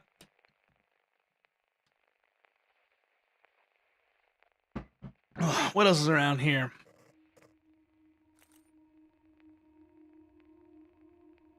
It'd be nice if we could order them, like in order of difficulty, so that we're not looking at the ones that are like harder. Let's see, challenging, very hard, descent, crazy town, hard, challenging. We've done both of those already. Oh no, we haven't. There's still more that can be done here. That explains a lot. That actually explains a lot about why it's still saying that. We haven't actually cleared these areas out yet. I thought we had, but apparently not. Useful to know. Actually, really useful to know. That these are still things that we're not done with yet. So let's see. If we're still working on those, where's that going to put us?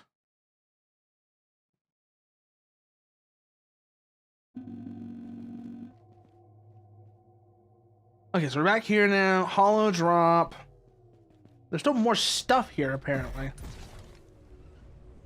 Let's find the gate that leads down into it.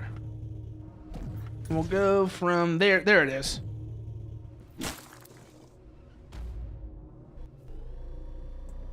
What all is still here that we haven't done then, I wonder?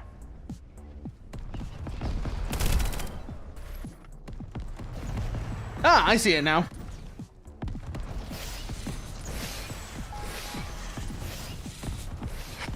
There was the orb.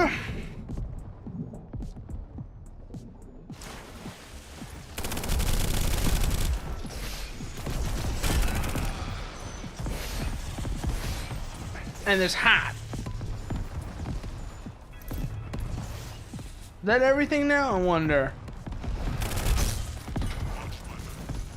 Even if it's not, we're still getting stuff out of this, so not complaining too much.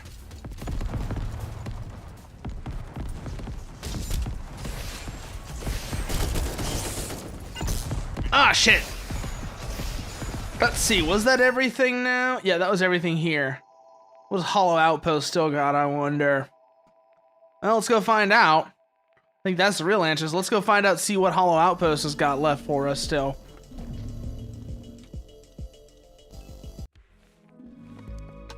Ah, up this way. Looks like there's something here.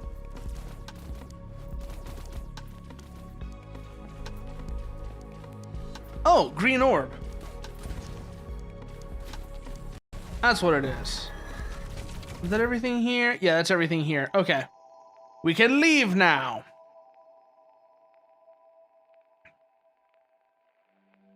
Got everything from Landbridge. Don't really need to worry about those. There's stuff around here still, apparently. Wonder what it could be. Keep an eye on our little scope on the bottom left. We might be able to find it. That'll be interesting to find. That'll be interesting.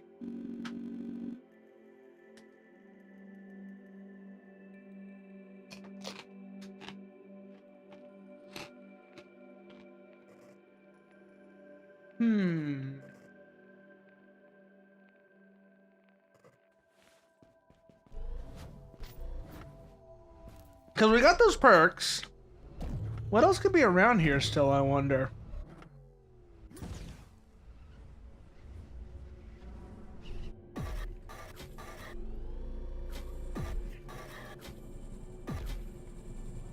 Not that. No, no, no.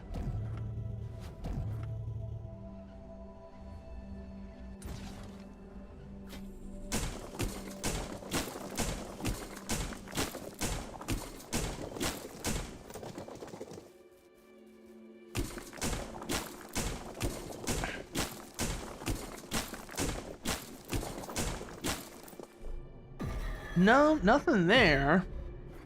I don't know what could be here, assuming there is anything left to actually grab. But you'd think if there was nothing left, that flag would switch from being gray to green, right? Let's go see let's go see what Sunspark's got. Because apparently there's some things here I missed as well. Yep, think about the islands and POIs. I already saw that though, so... Oh, there's a lot of green orbs here. A bunch of green orbs, damn!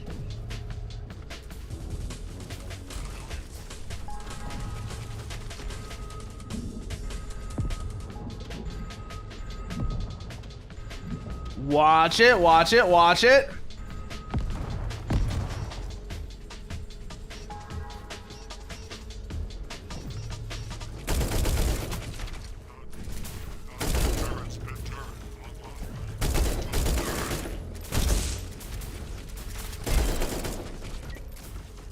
Get our health back. Let's keep moving. Up we go. Where are they? There they are. Go, go, go, go, go, go, go, go, go, go, go.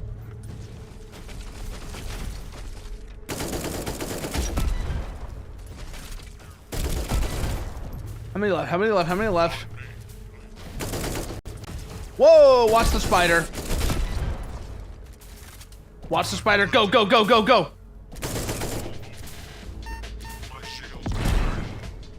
Okay, whatever. His shield's gone now. So if he's still alive, that's not really going to be an issue there. Oh, there's a fast boy. Now there isn't. Is that everything here? That is everything here. Okay. Still don't know what all is out there. It doesn't really matter. Let's head straight this way and see what's on the top of that mountain. Let's go see what's on top of that mountain. Maybe there might be something cool over there. So, along this way, follow the trees. The trees, they speak Vietnamese. Triple jump, very good.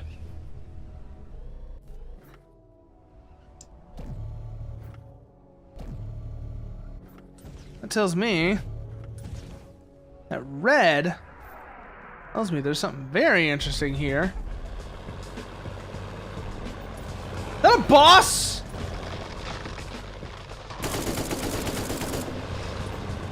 Oh, hello.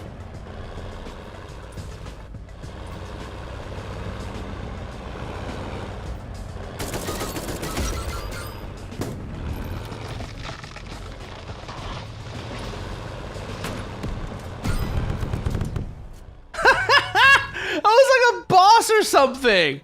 That was a neat little encounter.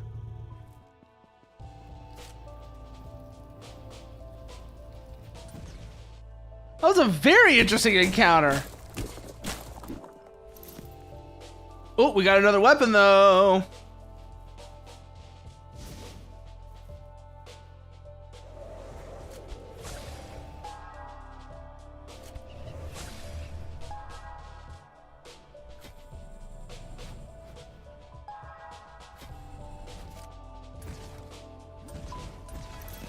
Oh, we got the crown. This is what you asked for. Heavy is the crown. Fire in the sunrise. Ashes raining down.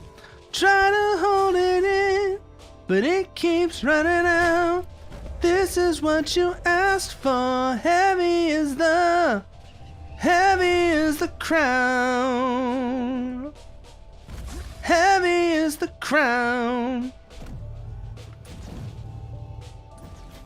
The version, like both versions of that song absolutely whip. Like Emily Armstrong has filled in so great with Linkin Park, and I really love that track in particular. I really love Heavy as the Crown because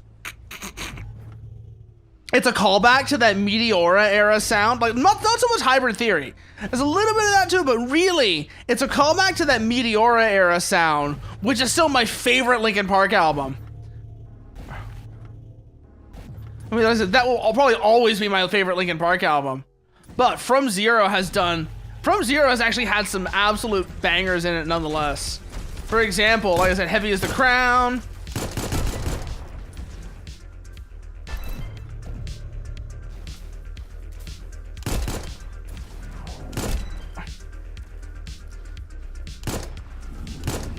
Watch it, watch it, watch it. Go, go, go, go, go, go, go.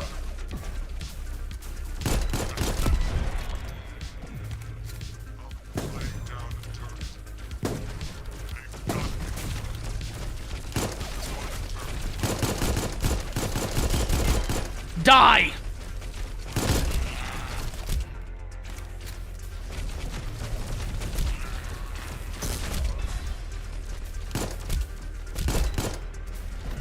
Ooh, go, go, go, go, go, go, go. Where are they gonna be? Where are they gonna be at? Grab the orb. Just keep moving. But yeah, no, like for example, the others, like it does actually have that same vibe to it. Yeah, Tetsu. This game, it does absolutely have the Tribes Ascend vibe to it, of just go fast, eat ass.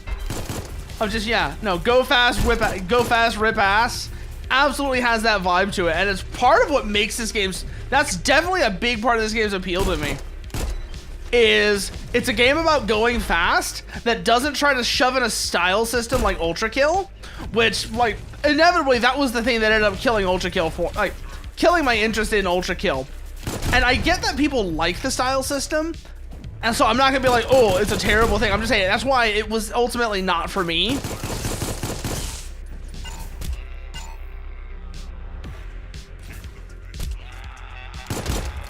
Oh, did we goose him? Damn it, no we didn't.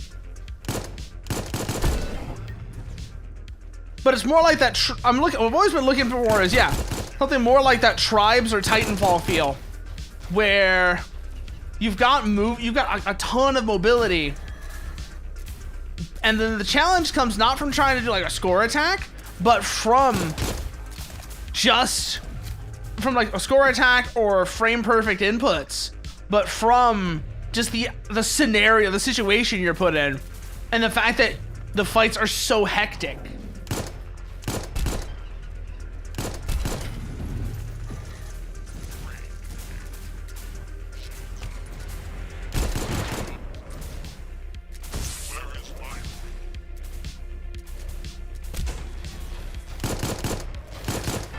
Watch it, watch it, watch it, watch it.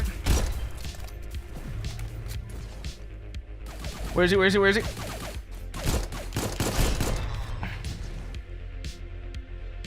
Go, go, go, go, go, go, go.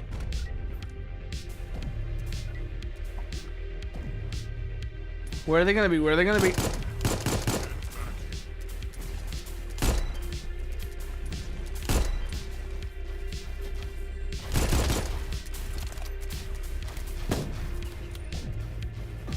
Up, up, up, up, up, up, up, up, up, up.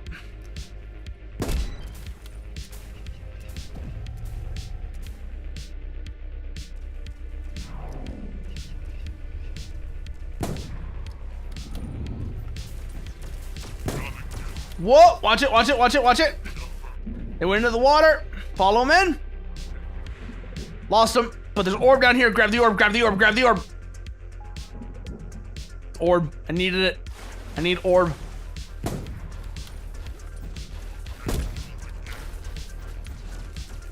Where is he? Where is he? Where is he? Where is he? Where is he? Where is he? Where is he?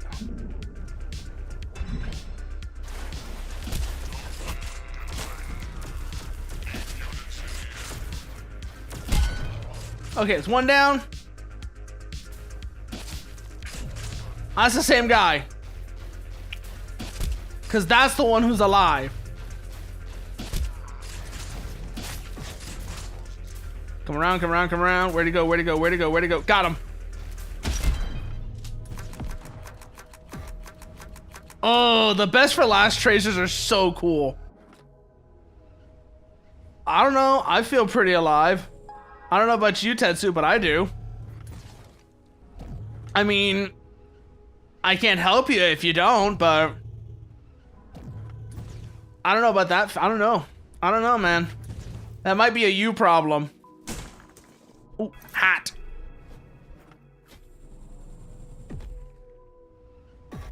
Which also means Perk time. Magnets. And... Nope. Don't want any of those.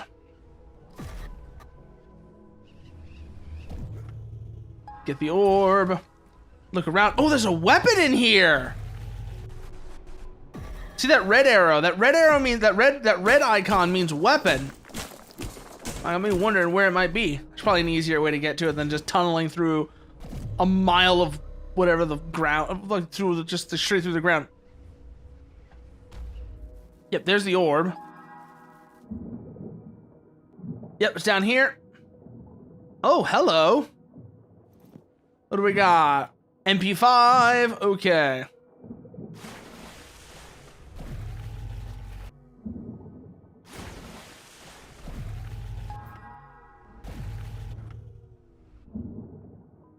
Then there's a hat. Ah, there's the thing for the hat.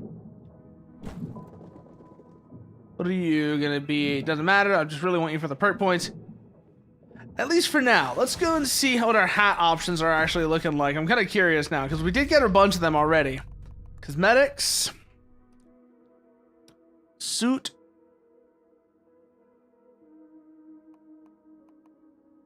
Grapple. I don't want these to be roughly the same color. Let's see what our options are like here. Whatever, it doesn't really matter. And then let's have a look at the hats. Football, bowler, Vakbot from Sulaco. I've not played Sulaco. I wonder if maybe I should. Because that's kind of neat, actually. Shotgunner from Sprawl. The Helm from Peripetea. Nah, I don't like that one. Crown, the red. Oh, I like that one. I like that one, actually. So we're going to use that one. Yeah, we're definitely going to use that one. I also at some point need to I probably should play Peripetea at some point. I tried the demo for it, which was like a super early vertical slice demo. And it was kind of, I was mostly just confused about what the fuck I'm supposed to be doing. And like, but I'm also wondering, like, some of that is because it was a super early slice, but also it's an immersive sim, and those are just inherently by design kind of confusing. So I am left wondering how much of that is how much of it is one versus the other. The other thing I'm really looking forward to, but I also wonder what's gonna end up happening with it because it seems super ambitious, is Beta Decay. I hope Beta Decay actually does turn out to at least get some of what they're after, even if they can't like get through the entire vision because it's so huge. I do hope that Beta Decay ends up becoming something interesting because it looks really cool. But let's see, we go up this way now.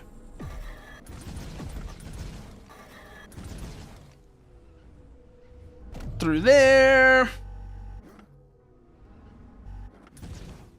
There's another POI. Oh, it's just the hanging orb. Never mind. That's not anything. That's not something new. That's the hanging orb, which we probably aren't going to want to do just yet, even though we did it as another area that we technically shouldn't have done yet. Okay. What's over there up north?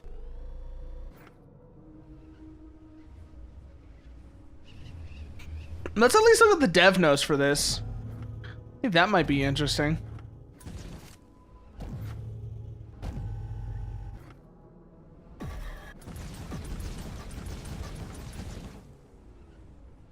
Whee! God, I love launching like that.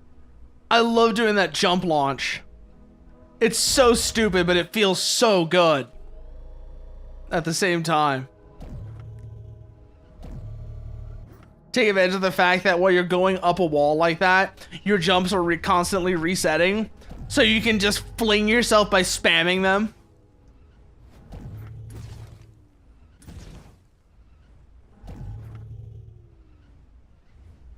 Here we go. Through the cherry blossoms. Get the landing. Good. And let's see what's over here. Oh, that looks cool. I don't know quite what it is. Oh, I remember what this part is. I remember what this area actually is. Never mind. I do remember this area. It's like a course. Water sport.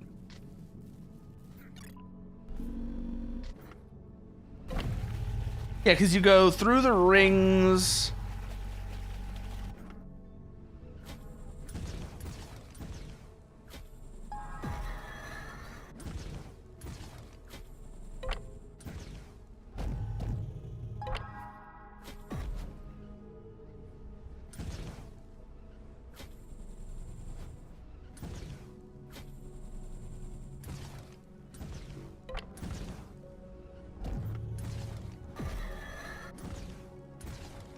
I love how I'm like overdoing it constantly on the speed as well. Triple grapple. Ooh. That's very good. Shit.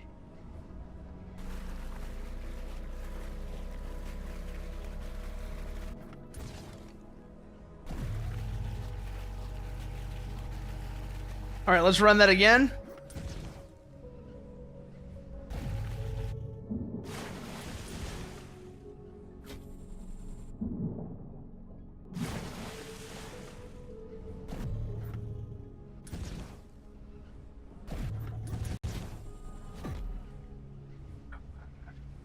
Go, go, go, go, go, go, go.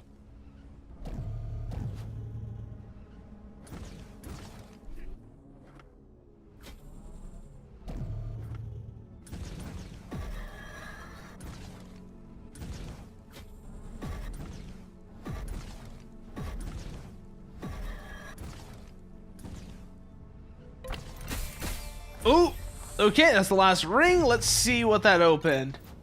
It's a perk. Which one? Roll cage. And then it seems like there's a second course along this way.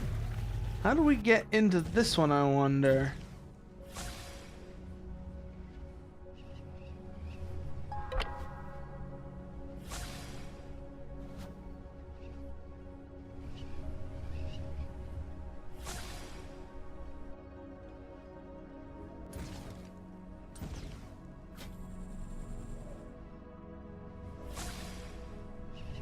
Oh!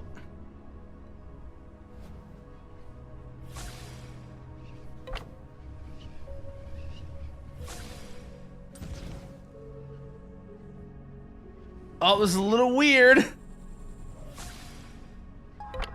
It's getting a little weird.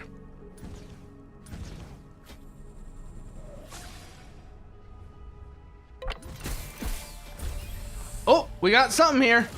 Hat. Okay.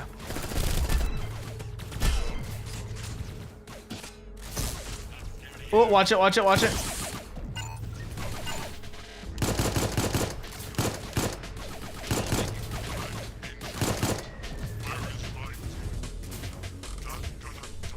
Oh boy, that could have been awkward. If I had fallen off there.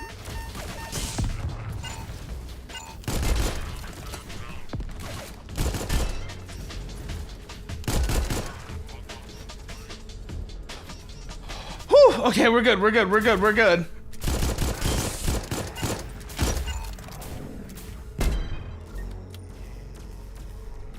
Good, they take care of the turrets as well.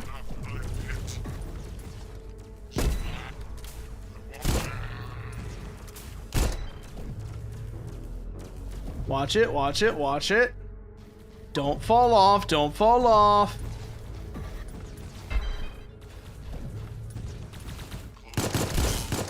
I guess the fall eventually got that one.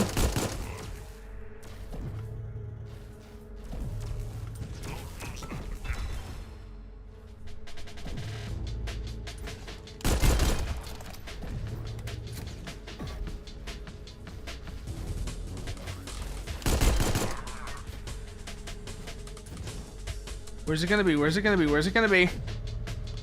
Nothing there, nothing there.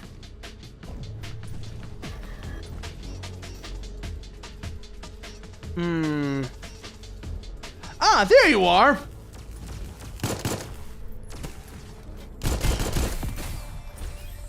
And what was in the chest, I wonder? Fireworks. Oh, that sounds like a fun one. What do you do? Fireworks. Killing an enemy who's knocked in the air makes them explode. Okay, that's funny. I don't see that. I don't know if that's gonna be particularly useful, but that is funny. I might try playing around with that just to see what it does.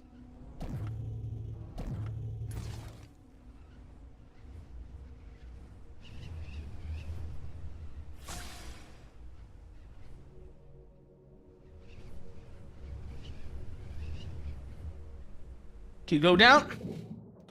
Oh, came a little too far down. Get back up, get back up, get back up.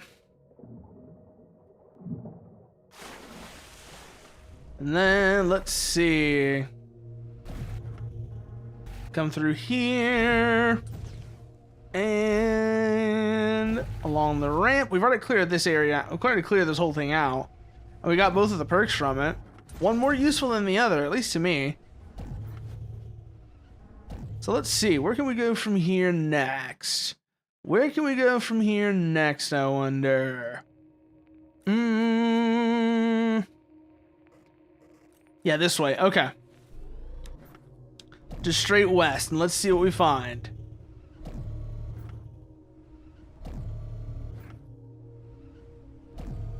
Into the Forbidden West. Whee! Alright, so let's see. Don't think there's gonna be any like surprise encounters here. That one little mini boss dude was wild though. Just like the drill that was knocking down the trees. I wonder if we're gonna run into any more of those, because that was kind of a cool enemy actually. Hopefully that isn't just like a one-off encounter for that one particular area, because that was a cool enemy actually. Interacted with the environment. It had like a cool little like sort of idea behind the fight. Well, we'll see. Hopefully there's more stuff like that. Even if it is just more of those, that'd be kind of cool maybe.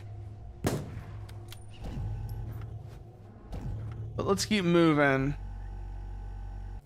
Actually, while we're here, weapons, scout. Okay, that's not that sniper rifle, but that's what I was curious about. That's what I was curious about. But I kind of want to keep working on this one though.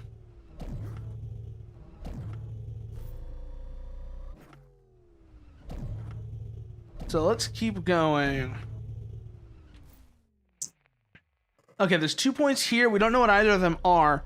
One is a scan point, which is probably going to be like a harder area, so we're not going to do that one just yet. But let's go. Let's keep going and see what we run into. Also, something else I've discovered. Not for this area, not for this, but with like the base game.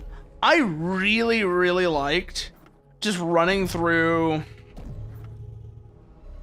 some of the fights there with different music going. So for example, I did like some of the areas in the base game with which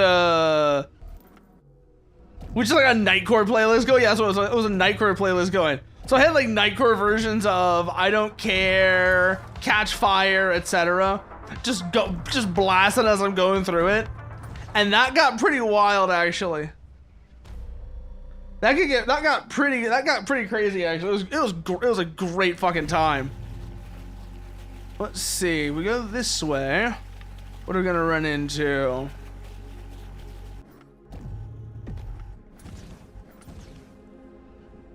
Oh. Oh.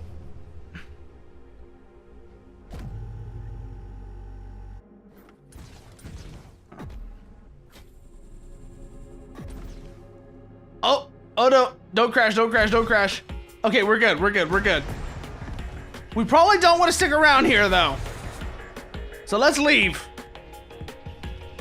Let's leave. See what else we find. God, like the fact that you can launch yourself like that. That is the thing that really sold this game to me the first time I played in the Next Fest demo. Was just being able to just go flying like this. This ability to just take flight was I think this is the big selling point for me with this game, because it feels so cathartic.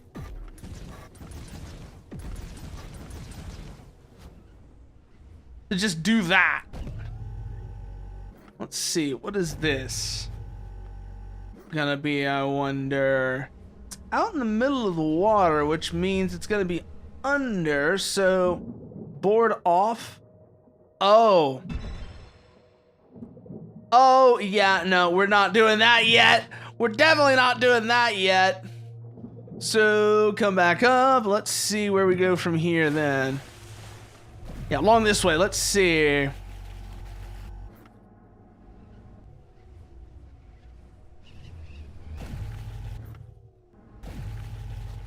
Through there.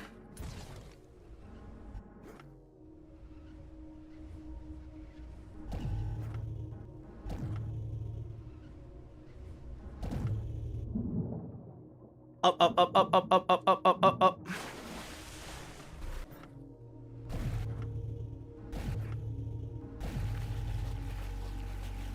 So, I was also reminded of something. I need to go back through at some point.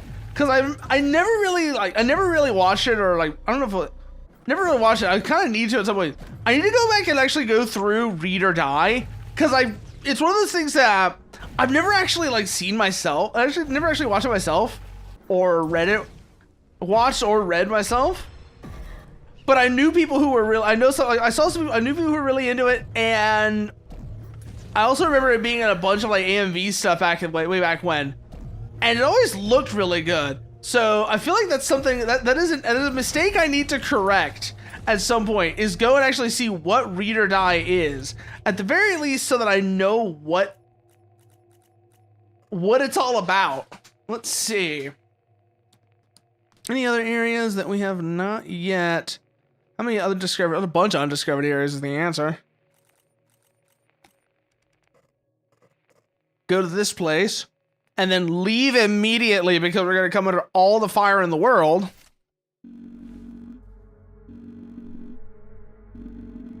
So let's see. We need to go southwest, because we're not actually here for that fight. At least not yet. So let's see what we got. Come along here. And let's see what we got. There's going to be POI somewhere around here, but I don't quite know where exactly. So let's try and find it. Hey, check our map, make sure we haven't bypassed. We're going the wrong way. We're going the wrong way. That's why we're not seeing it. Pay attention to your compass, dipshit. That would probably help you find things.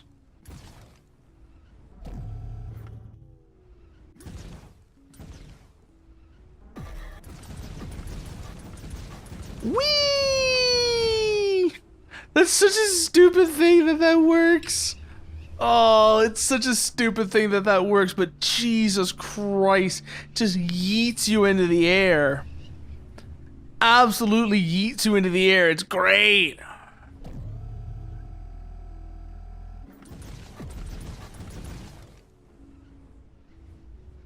Drop down. Let's see. Okay, it's direct south. It's direct south now.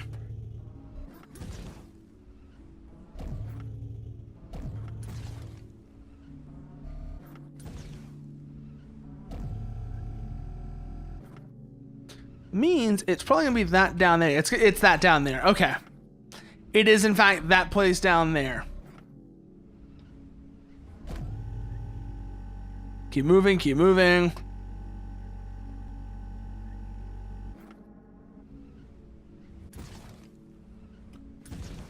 And launch.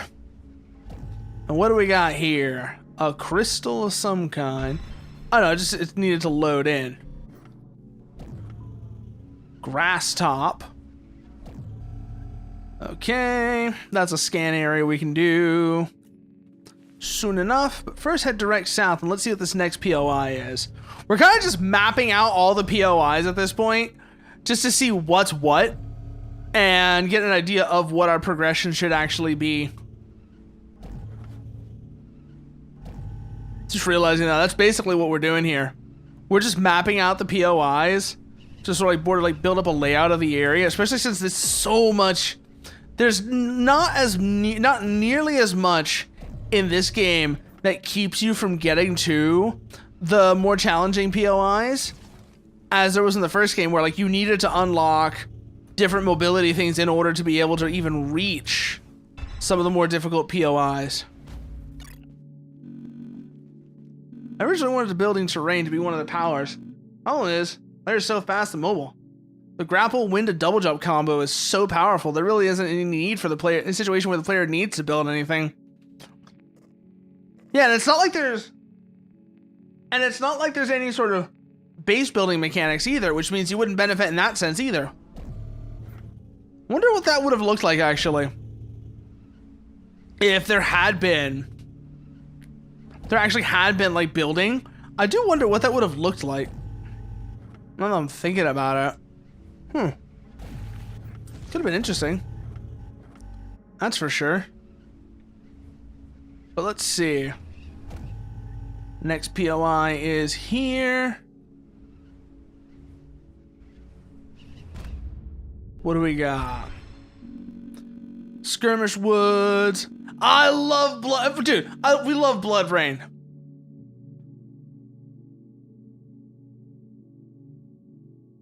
I love Blood Rain for this exact reason.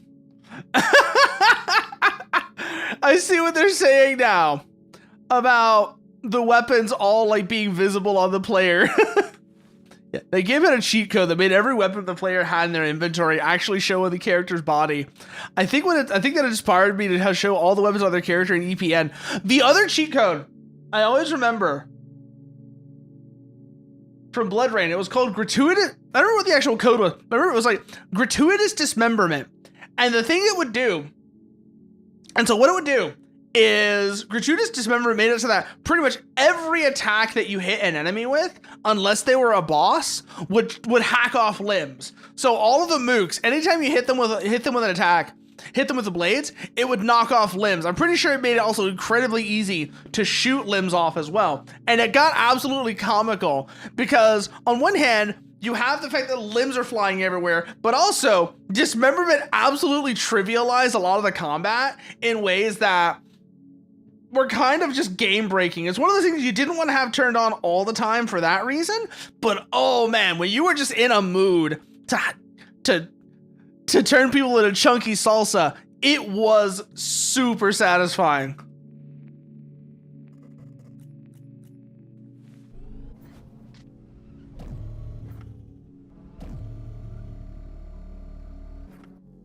It was that feeling of just being a blender, and it was amazing.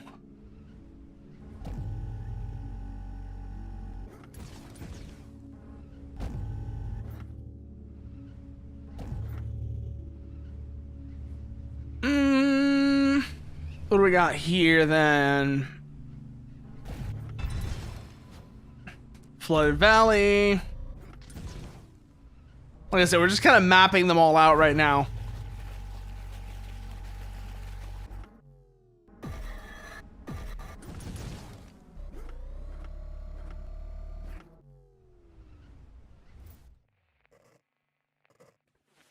What are you over here? What are you over... Oh, I don't know. I was trying to do like a really bad Keith David impression there, and that reminds me. Like I said, so I watched. Like I was saying before, I watched the new season of King of the Hill, and I obviously made mention that Joseph reminds me of Falcon. But aside from that, the other thing I noticed is that the guy who was like the neighbor that rented the Hills house while they were in Saudi Arabia was voiced by Keith David. I don't remember if he ever shows up in the original show or not, like in like the old episodes or not. But I remember having that moment like, wait, that's Keith David, which was just absolutely hilarious on my end. I was like, Arbiter, what are you doing here?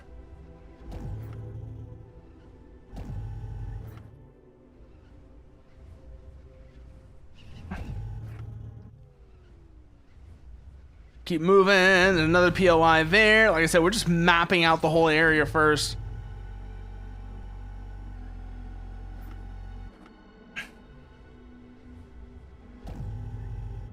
Although the fact that this seems to kind of bug out with the loading stuff in is kind of funky to me. One thing I learned making severed steel is it takes a lot of time to properly light a level. Part of the reason EPN has outdoors during the day is that having a sun takes care of most of the lighting. But now that this expansion has a day and night cycle, we're back to complex lighting scenarios to keep levels looking nice without the sun.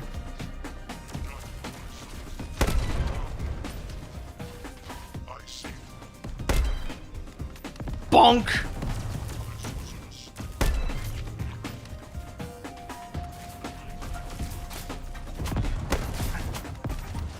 Watch it, watch it, watch it, watch it. Don't let him get me to a shield.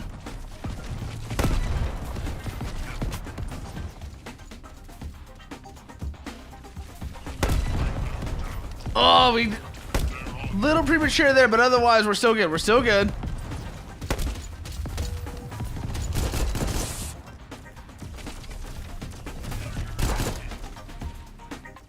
That means it's one of the boys who drops turrets somewhere around here, probably.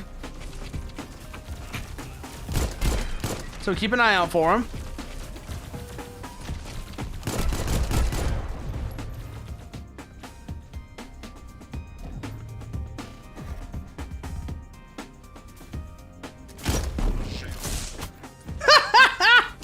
We got him with the last round of the magazine, so it blew up his shield. Amazing. I didn't even realize that was good. I completely forgot about that perk.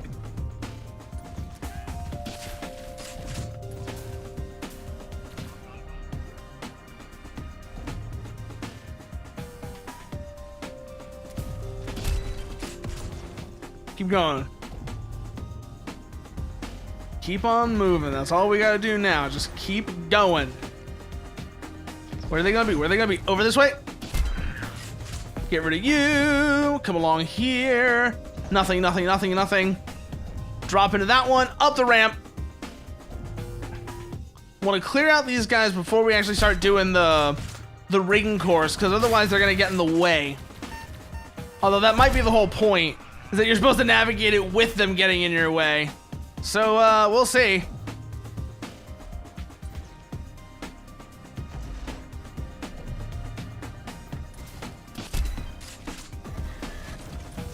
Okay, that's another shot I didn't expect to make. Just perfectly goose the turret as I'm flying past it. Ah, wasted the best for last, though.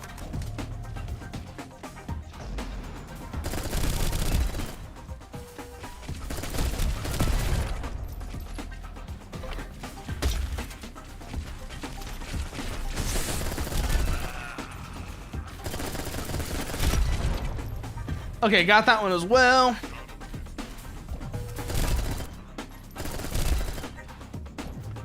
$15 rounds left in the magazine. Okay, I don't think we have to do them in order, but I feel like there is probably a flow to them, and that's what I'm keeping an eye out for. It's like, is there a flow to them or not that you're supposed to, like, that would let you go from one to the next more efficiently?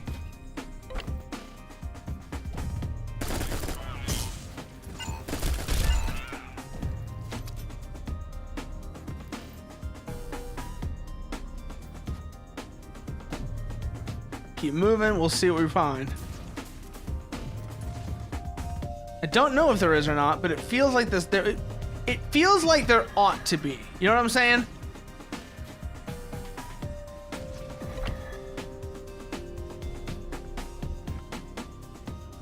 Keep moving.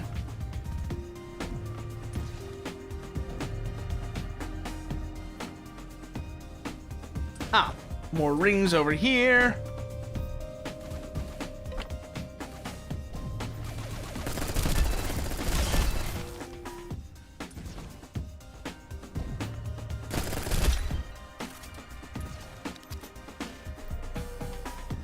What are we looking for? What are we looking for? We got that one. We got that one.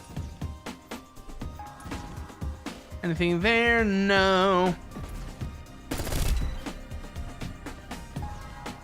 Up, up, up, up, up, up, up, up.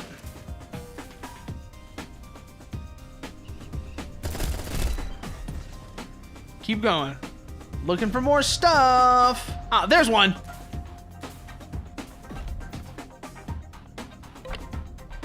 Okay, that makes it really look like the ring is a 2D texture. I know it's not because this whole game is built on like voxel stuff, but that ring almost looked like a 2D sprite with how thin it was. I'm just noticing these rings almost look like 2D sprites with how thin they are.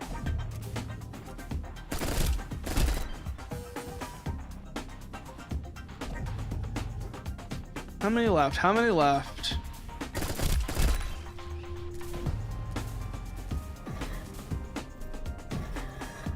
Nothing there. Come on. Oh, there's another ring. Look, I knew there's more because obviously it hasn't triggered any sort of event, but I'm trying to figure out where there could be.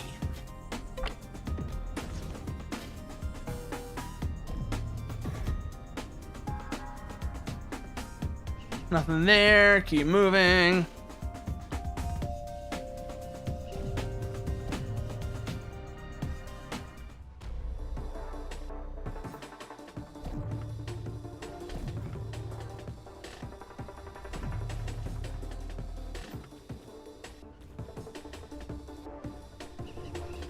There's still one left. Okay. One ring left. But I don't know where the hell it is. And that's gonna bother the shit out of me.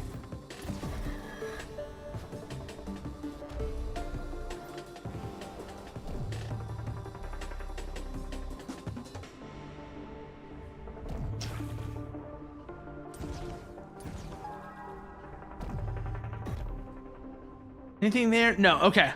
Keep moving. We still haven't found them yet, but I know there's gonna be one around here somewhere. I just no idea where.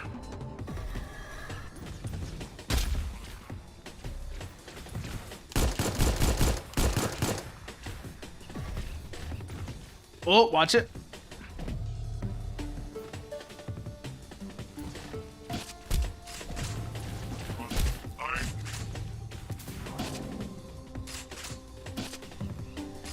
Are we gonna hit him? Yes, we did. Okay, good. Where the hell could the last ring be? Like, there's one left. There's only one left, but I have no idea where it is.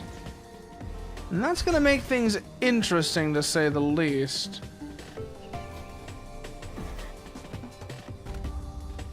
It's a weapon and something else. I think blue is perks? It does kind of feel like it now that it does kind of feel like it, Blaze. It does have sort of like that Tribes or like Titanfall or Tribes feel to it, yeah. But yeah, no, this is the okay, no, not a new weapon. Oh, but it is the P90. I will take that for sure. But I can see where like you get that feeling from. It has the vibe. It has the vibe of like Titanfall movement, minus the jumps to sustain it, which also kind of makes it, which like I said, makes it feel a bit more like Tribes Ascend, where instead of having to like do like a continuous series of hops to keep your speed up, you're just sliding along. Did I get everything from here? I did. Okay. Yeah, head south from here.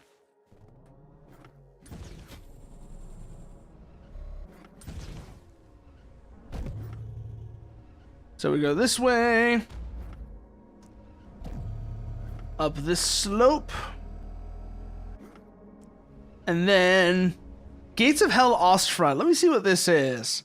I'm guessing by the name it's a World War II game, but let's see, what do we get? What are you?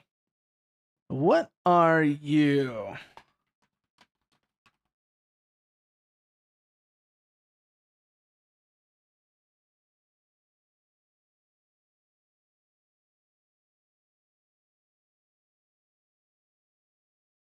Call to Arms, Gates of Hell, Ostfront. Ah, it's an RTS. It's an RTS. It's a World War II RTS. Interesting.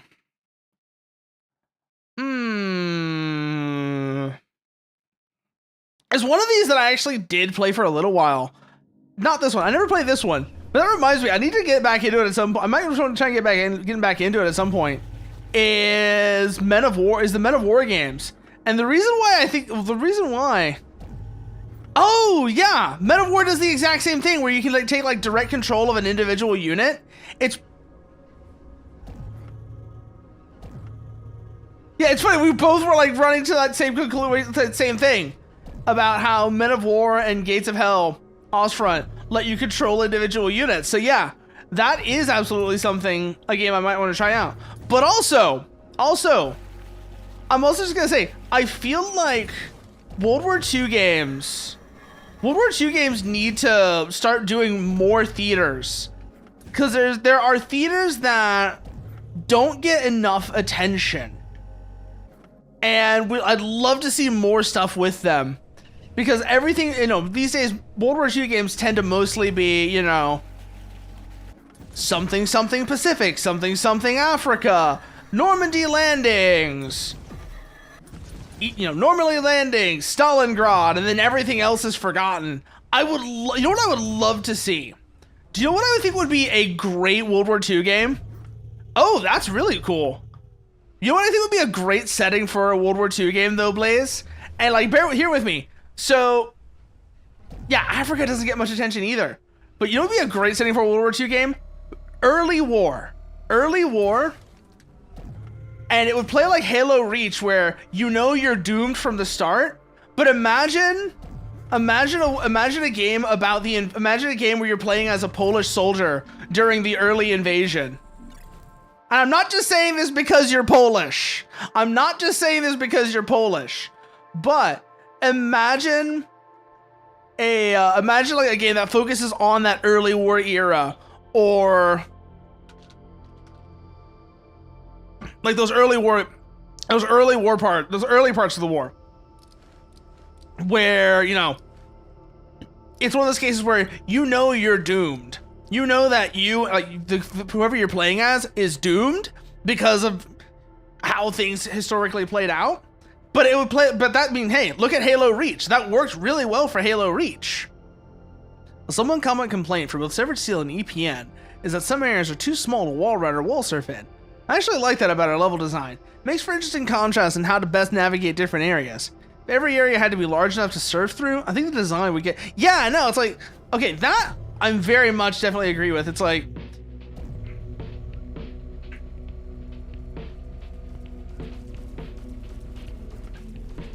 But yeah, like, actually, that's the way to do it. I think I mentioned that's the way to do it. Is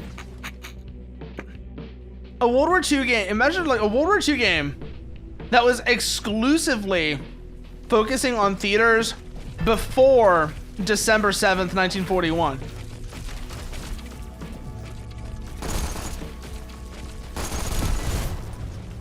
So like the fall of France, the invasion of Poland, those parts of the war. I feel like that could get kind of crazy, actually. You can actually do some really cool stuff with that. The player, like I said, it's one of those cases where the player knows that they're doomed from the start, kind of like Halo Reach.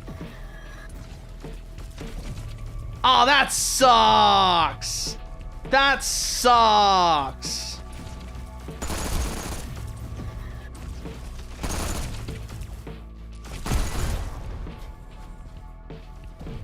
It's also one of my other complaints that I always have. It's one of my other complaints that I have with like World War II stuff. Not World War II in and of itself, but the weird War II genre, where it's like, what if World War II had like cool robots and such, or the occult shit actually was real? That takes that problem of World War II games as a whole and makes it even worse, because they'll do like, oh well, if the occult shit was all real, and then it'll be like only one side actually does anything with it, and of course it's the Germans.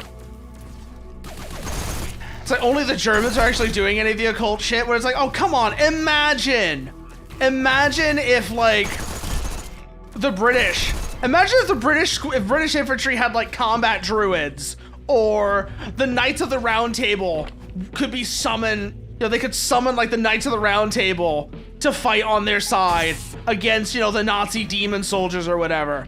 It's moments like that are just like, there's so much opportunity here to do interesting things. Or the other one I always like to point out as like a potential idea is Yeah, I know. I know exactly what you mean, but ad break just started, so if you need a chance to stretch or grab a drink, this is the time to do it, and I will see y'all on the other side.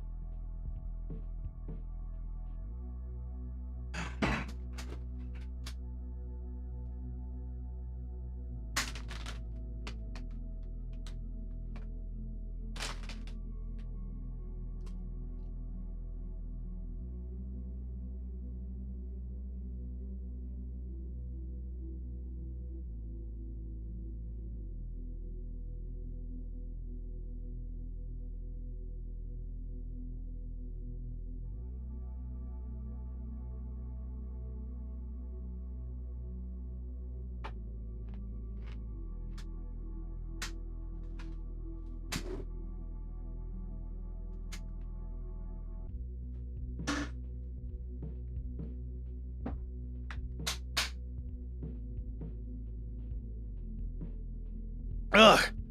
And we're back. So, World War One series you were talking about. What World War One series is that? What World War One series would that be, Blaze?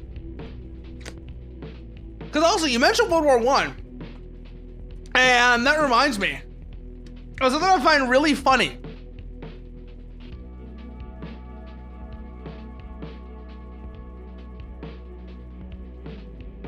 What I find really funny is I'm not usually so I'm not really big into Paradox games, but I know people who are because of course I do. But I find it really funny that between the two, you know, alternate history Paradox games, between like the two alternate history mods for Hearts of Iron 4 that are really big, you know, the New Order and Kaiserreich, somehow the World War II one is less German propaganda than the World War I mod. You know, that somehow the New Order manages not to not be just like blatant German propaganda, whereas Kaiserreich, every time Kaiserreich gets an update, it seems to be entirely because somebody found a way for Germany to not be the best country ever that wins everything, and they need to fix that. Like, the New Order is like, yeah, no. The empire the Axis built in the wake of World War II is crumbling and rotting and fighting among itself.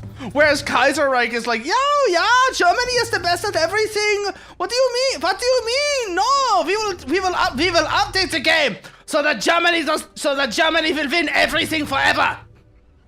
Like, they actually have that. Like, Kaiserreich absolutely has that sort of vibe to it, of just anytime that something threatens German dominance in Kaiserreich, the Kaiserreich devs go and patch it to change it, because the whole point, because how dare anybody but Germany be the best at anything ever? Whereas, like I said, in the New Order, the whole point of the game is, even though like the Axis managed to win the war,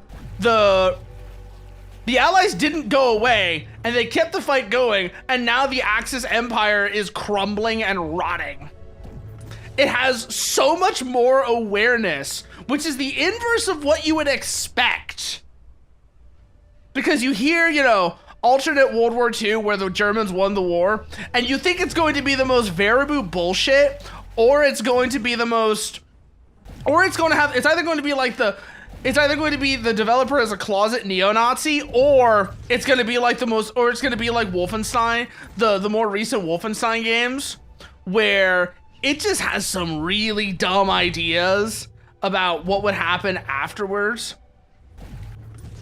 Like the whole thing with the Nazis and the Klan, the Klansmen like saluting the Nazis. That was like one of the dumbest moments in TNC. I'm sorry. That was one of the moments that killed the new Colossus for me. Was that whole moment. But really, the thing that I never really got over, with the new Colossus was Louisiana. The whole part of the game in Louisiana, where it's like, the communists are the only real resistance left. I'm just like, you smug motherfucker, get out of my sight. That was the moment that killed the game for me, was Louisiana. That was the moment that absolutely killed the game for me, was Louisiana. We're like, the Stalinists are the only real resistance against the Nazis now. It's like, you really think the Stalinists, are you really going to pull that tanky bullshit on me? How pathetic. If anything,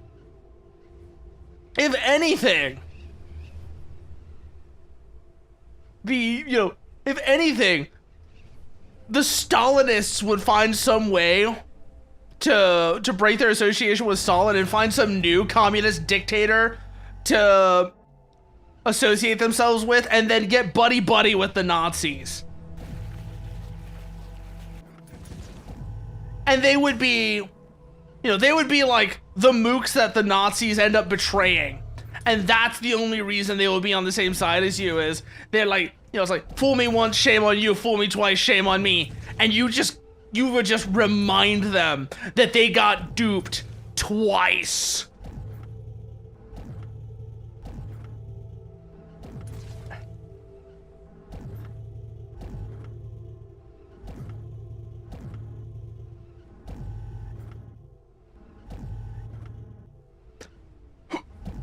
That's how that would go.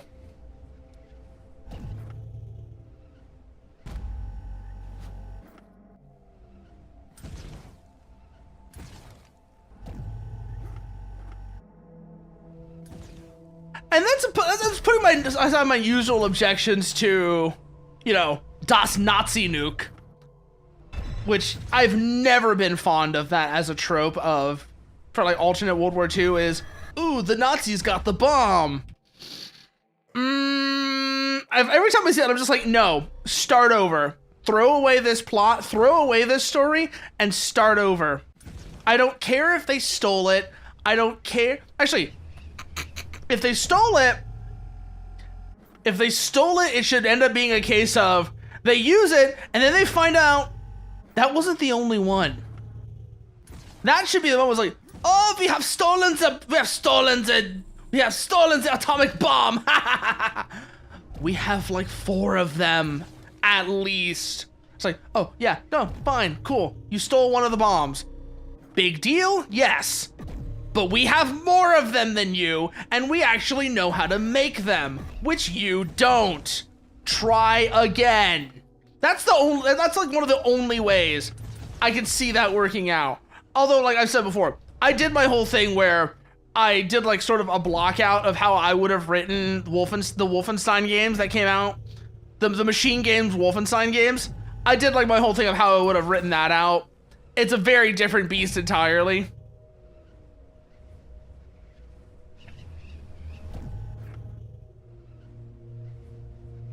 But like that's my whole thing. That is my whole thing with like the Machine Games Wolfenstein games. They play great. The gameplay is great, and it's very cathartic. But narratively, they just make me go, ugh. Every time. That's like the thing, is like narratively, they always make me go, ugh.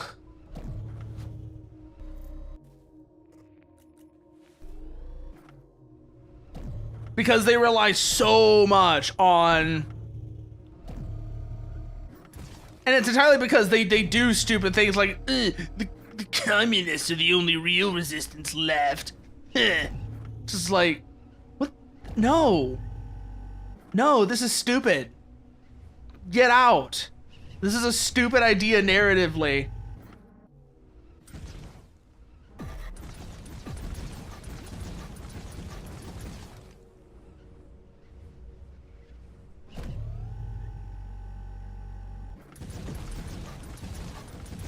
What do we got up here, I wonder?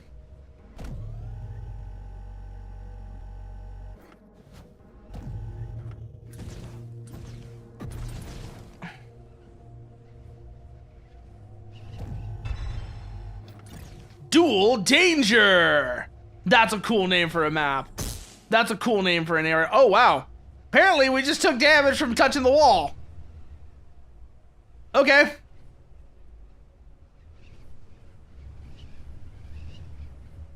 Let's keep moving, though.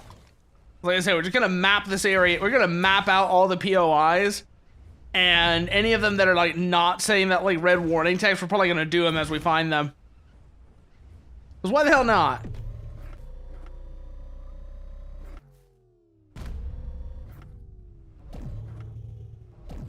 Still amazed. Okay, so I just saw that somebody was playing Hollow Knight. I was gonna say, I'm not really into Hollow Knight. I tried playing it a little while back, and I guess it just didn't click with me.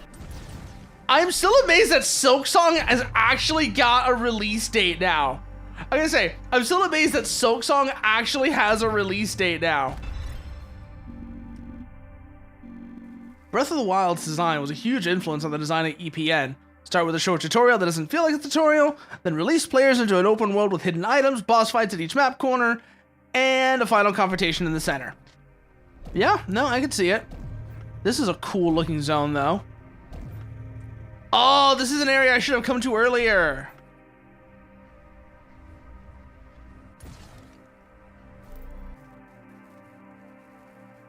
Let's see, 5 things we have to hit. Ersatz, okay. So what is it about? Like, you said it's a World War I series. What is it? Now that you mentioned, like, what is Ersatz?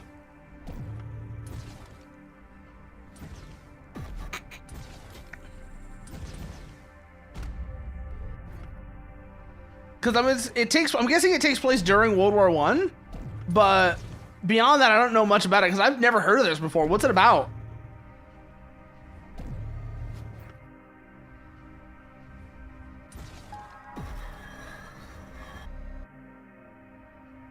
Based on World War I, and it's just a pilot teaser, unfortunately. Ah. Although, now that you mention it, now that you mention World War I stuff, not exactly World War I. That also reminds me of one of the most interesting things that came out years ago. It came out years ago, but there's like an animated movie based off of War of the Worlds. It's like an animated movie based off of an animated like follow-up to War of the Worlds, where it's like we have copied the tripods and we're going to go retaliate against Mars. And it's like right during the lead up to World War I. Have a short explaining the living organic gas. Oh, is it like Biopunk World War I? That could actually be real. That's a really interesting combination right there. That could be a really interesting combination right there. Like it turns into like this World War I, but it turns into like some H.R. Giger type shit. So it's like almost like World War I Scorn. That could actually be really cool.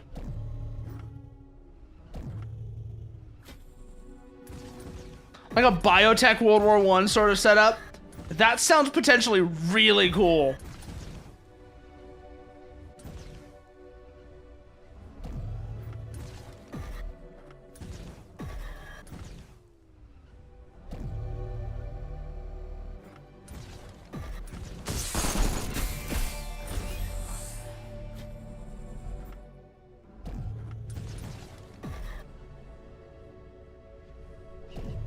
Because that was the thing with Scorn. Scorn's atmosphere was fantastic. Even if the game itself turned out to just be kind of or at the very least, it wasn't what people expected it to be, right?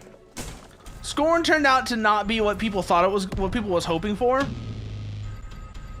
And they were kind of let down by it. Scorn's atmosphere was perfect. And so like combining that sort of like world design but with World War I, that could be really damn cool. That could absolutely be incredible. Like the vibes on that would be immaculate if they did it right.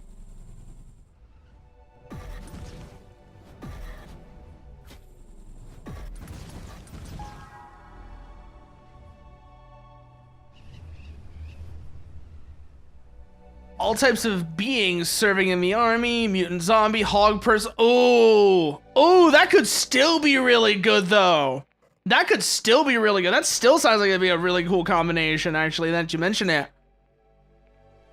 Even putting it that way, Blaze, that sounds like it could be absolutely incredible. Dark, like, you know, because it feels like, because that almost feels like it would end up being almost like World War I Bloodborne, which that would be another. That's another like I know I'm comparing. I'm like comparing stuff to that. I'm like drawing in other comparisons to like see, you know, do this.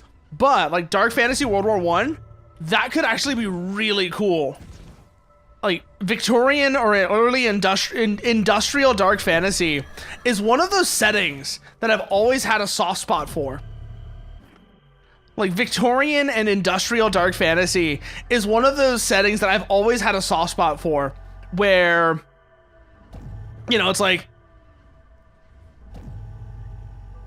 so what does a vampire do? What does a vampire do on an what would a vampire do in the Battle of Verdun, for example? It's why I also really like the Victorian Age Vampire the Masquerade setup.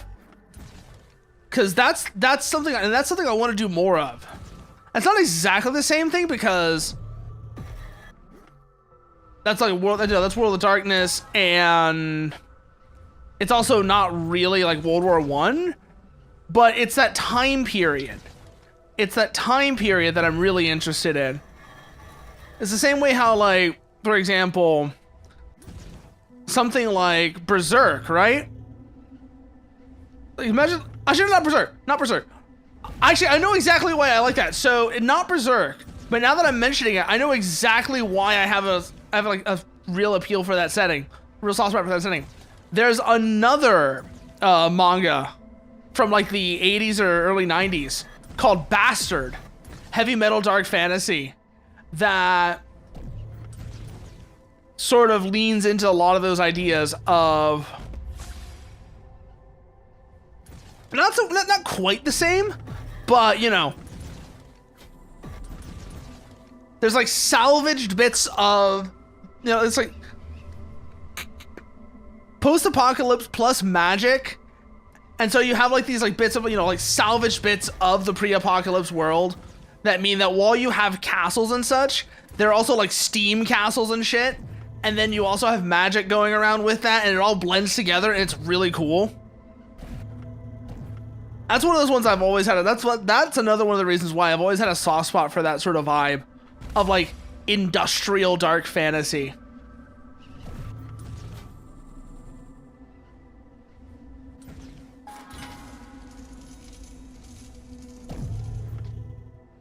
Oh, that's because we can go into the water. That's why, Blaze. It's because we can go under the water and do things under the water. We can have gunfights underwater. That's why the water's so deep.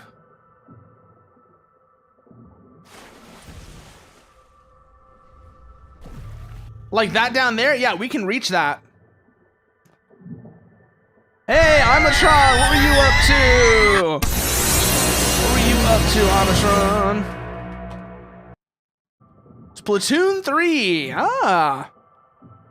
Anything? Okay, what's the current? So, is there like a current? Is there a new Splatfest going on right now, or what's going on with Splatoon 3?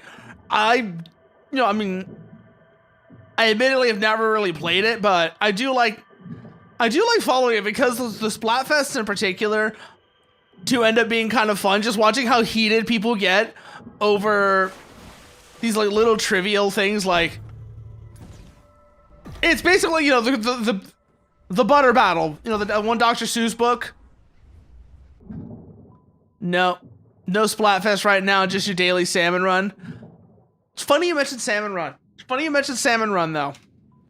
And the reason why it's funny you mentioned salmon run is, again, not like gameplay wise, but the soundtrack for salmon run. The soundtrack for salmon run does some really cool shit. I forget which track it is. But it's the one that pretty much everybody associates with Salmon Run. But it has like a crazy time signature. Has an absolutely crazy time signature.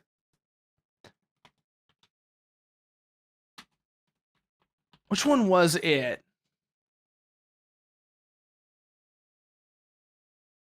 Which one was it?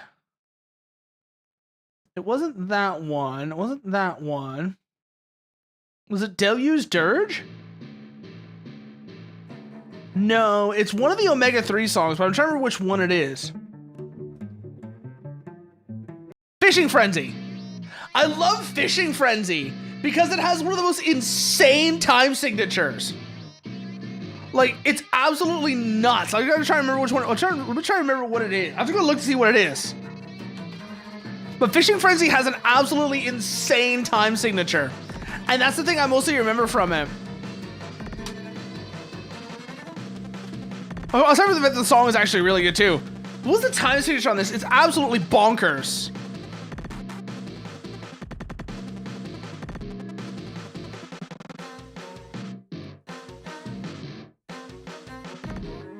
$31.16.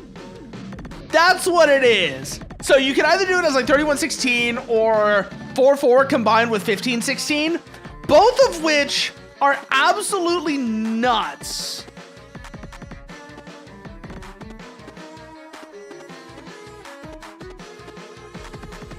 Both of which are absolutely nuts though.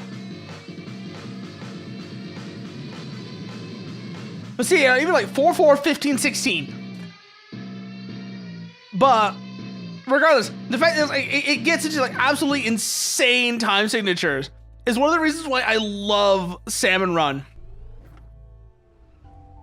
I love the Splatoon soundtrack, and the Omega 3 stuff is all really fun.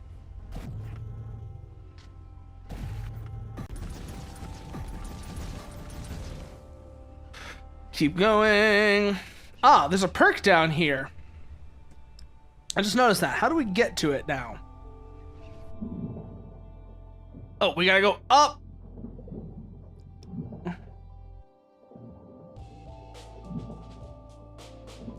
Down here. It's a scan.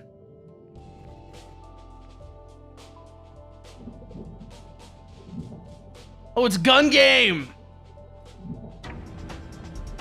Yo, it's a gun game scan. Let's go. I love how the gun game like mode in this game works as well.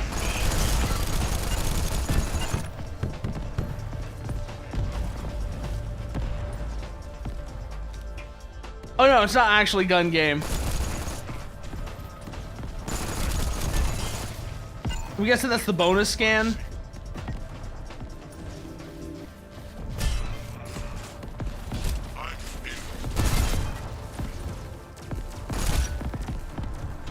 Keep moving, keep moving, keep moving, keep moving. There's way too much fire in the air for me right now.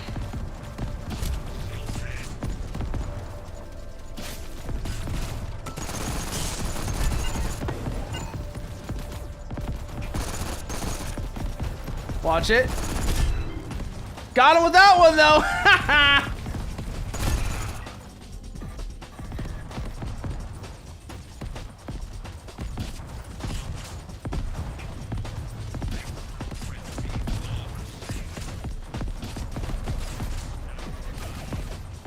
Where is he? Where is he? Where is he? Where is he? Where is he? Got him! 2 in a row. Can we go for 3? No.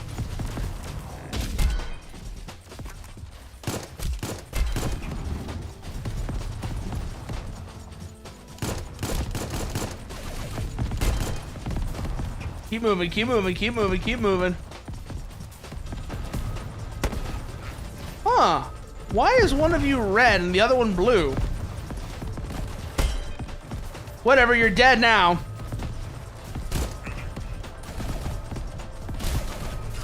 Oh, watch the mines. Whoop.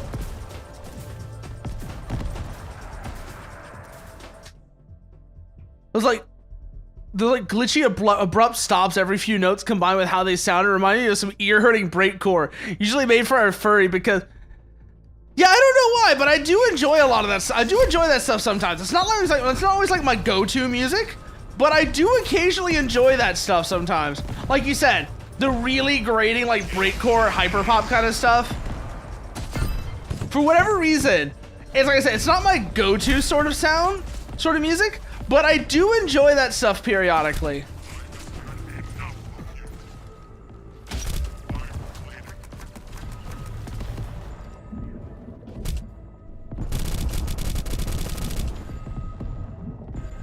Ooh.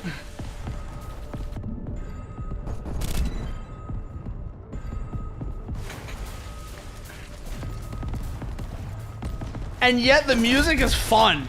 You say that, and yet the music is like weirdly fun at the same time, Blaze.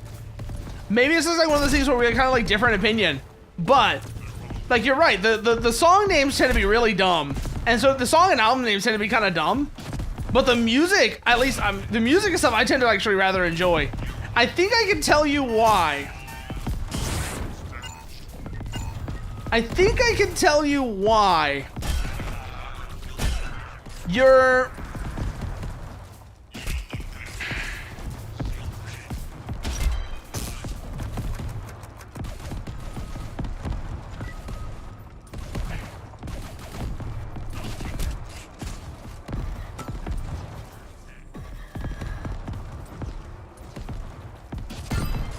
Oh, there we go. But I think I can tell you why why the furry association happens.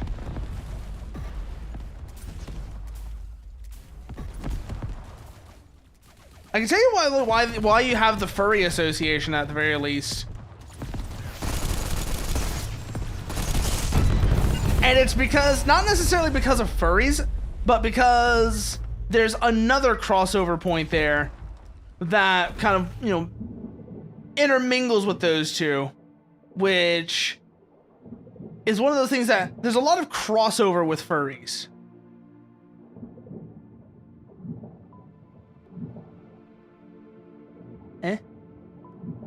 Oh.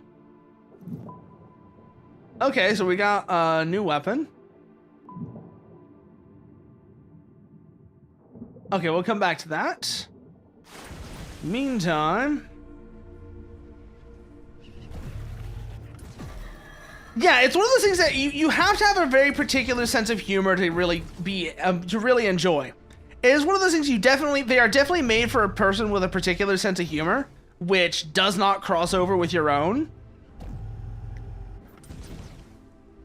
And that's fine. That's fine, you know, not everything has to be for you. Not everything has to be for you. And that's where those song names are coming from, is it's a very particular sense of humor that doesn't cross over with your own. But I was going to say, like, so the furry thing. The furry thing is not so much furries in and of themselves, but the fact that there's two other communities that tend to cross over a lot with furries. And that is autism and various flavors of queerness. So that's probably where that's where the furry connection comes from. It's the crossover, it's the autism queer crossover tends to lead to tends to include a lot of furries. That's where that comes from.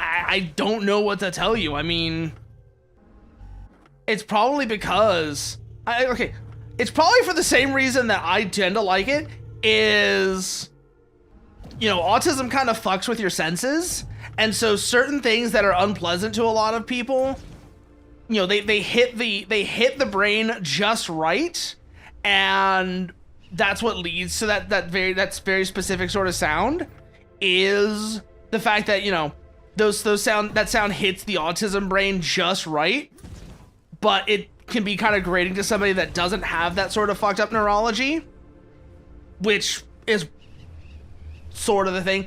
And then also, like I said before, about like how the sense of humor is kind of weird, that is almost certainly another sort of combination. That's another sort of factor there as well, is autistic people tend to have really weird senses of humor. Believe me, I know, I'm one of them. And so you have that combination, and it all... Well, here's the thing I'm just going to tell you. Here's the other thing. Do you want to know what the other thing is as well? The other thing is, a lot of these people were... Actually, now that you mention it, I just realized another thing as well. A lot of it is, these are people who used to be obsessed.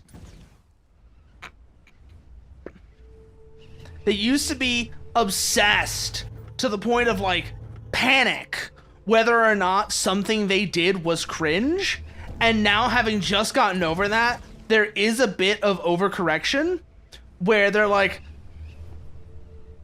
I'm going to do everything that's cringe, specifically to piss off the cringe police.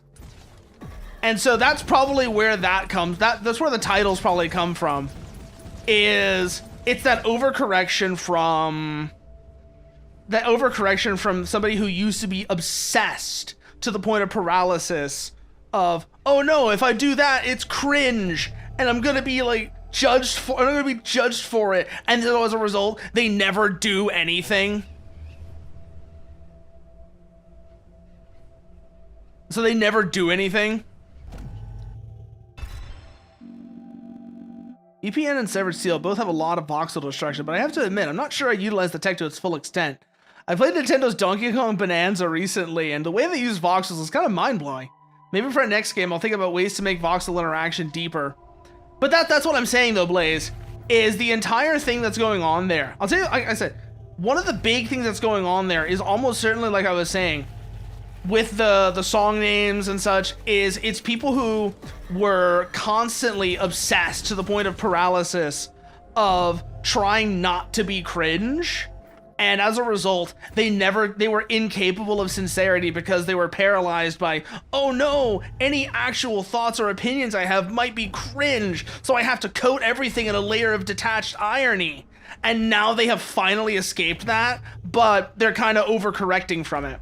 That's probably...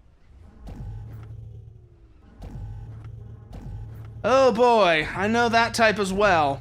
I know that type as well, believe me, I've dealt with both of them. I have dealt with both of them, Blaze. I've dealt with both of them quite routinely, so I can imagine the kind of person you're talking about. They are like the kind who's like weirdly obsessed with eugenics, right? Even though any actual eugenics would end up killing them as well.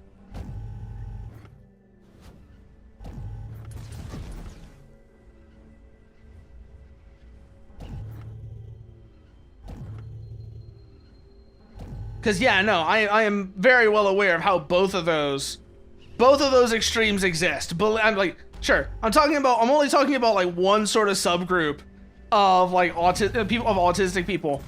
But that's the thing about autistic people. Autistic people are people, and that includes some shitty people.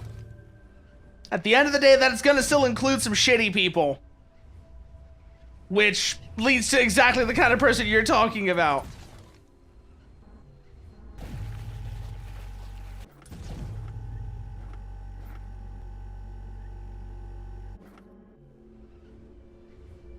Woo! Down we go again.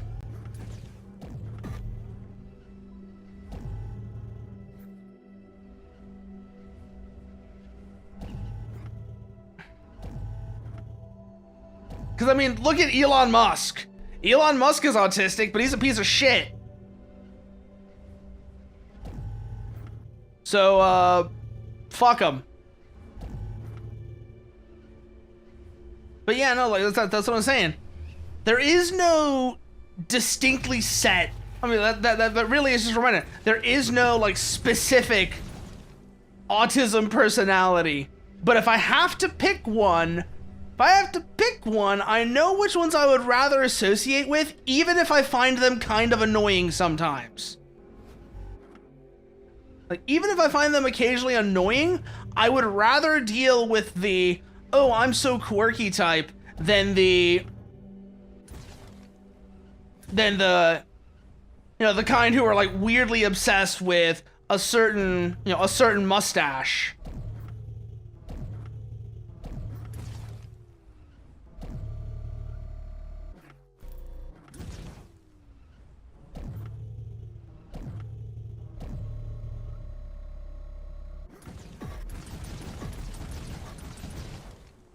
Oh, to be fair, not even specifically, not even just neo-Nazis, but yeah. I'll take the ones who are annoying over the ones who are shitty people. I'll put it that way. It's like, if you're just merely annoying, we can work with that. If you're just merely annoying, we can work with that. We can work with that. We can make some adjustments and it'll be fine.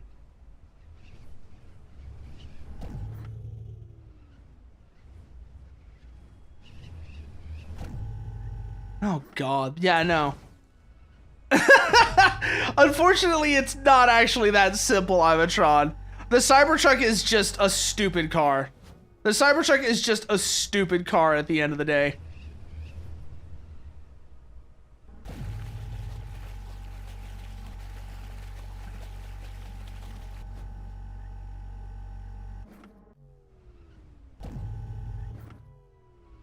Whew, keep moving, keep moving, keep moving. But that's what I say, is like... Yeah, no. The thing is, I don't think I was ever quite as bad as the person you're talking about, but I have been kind of in that sort of person. I was at one time sort of adjacent to that kind of person as well. I didn't have the weird eugenics obsession or any of that, thankfully, but I did have like that my own time period of being in some very questionable, you know, of having some very questionable things that I was sort of sympathetic to, but I managed to get pulled out of it, thankfully. I managed to get pulled out of it before I actually went over the edge and went all the way crazy. No, this is like my late teens, early 20s, which was not a good time for me.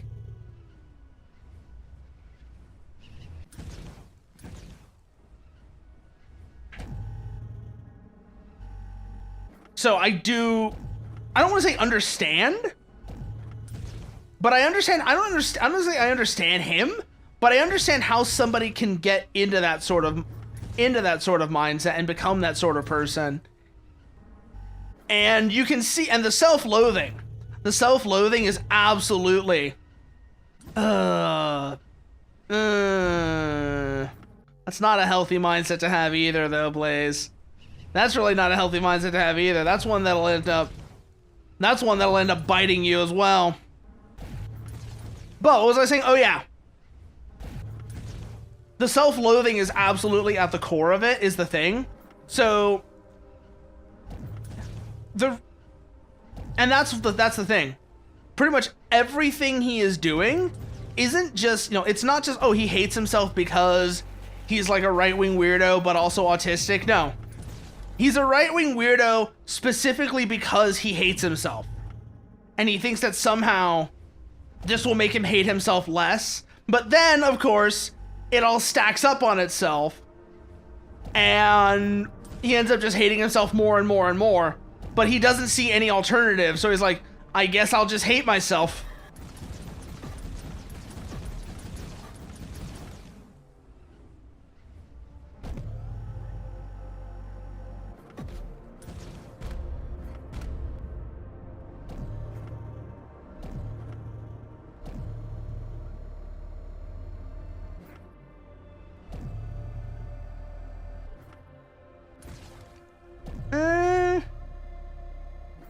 And this is exactly what I mean when I say this is how it's gonna bite you. Is you end up in a mindset of constant negativity. You end up in a mindset of constant negativity and hopelessness. Nihilism is a spiritual poison, and frankly, it's one that eats away at you without even realizing it until you really start to see the damage. It's kind of like termites in that sense. You know how termites will eat a house? Well, that was the start of the nihilism, Blaze. That's what I'm saying is that's the start of the nihilism before you really started like leaning into it being nihilistic. Nihilism is like termites, where it eats away at you in really bad ways, and unfortunately most of the time you're only really going to notice it once the damage is really severe and it's starting to have consequences. So it's really important to like keep that in mind. And now you're just like that guy you were talking about. You're just like that guy you were talking about who was the hypocrite. You're doing the exact same thing he is, but you're saying that somehow it's different for you. And that's my whole point. That's my whole point, is you are engaging in the same behavior as this person you really don't like, but you're justifying it as somehow being different when you do it. And that is extremely unhealthy. That's extremely unhealthy. Like I said, it's a spiritual poison. The only way I can describe it is it's a spiritual poison that eats away at you like the way that termites do to a house, where fixing it is costly and difficult. It requires you to do some serious introspection. It can be quite painful. Believe me, I know. I've done this. It's painful, it's difficult, and it's an attritional grind that can be exhausting. Much like, repairing a house after a termite infestation can be very costly. But it's preferable to the alternative. It is preferable to the alternative of letting it keep eating away at you until something collapses inside and you become a hollowed out husk of a person. That's really what I'm trying to say.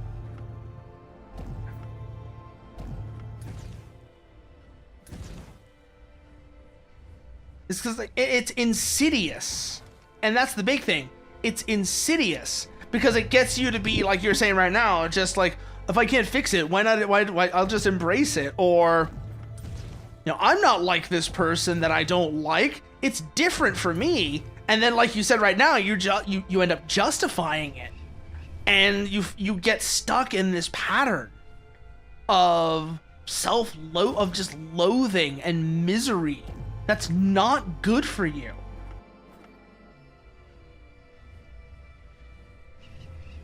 It's unhealthy. It's damaging.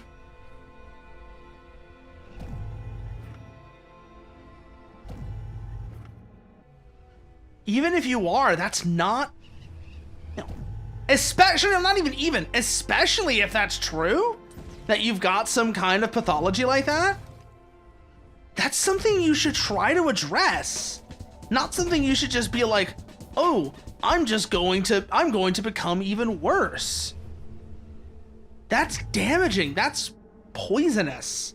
That's an insidious thing that, again, like I said, will eat away at you.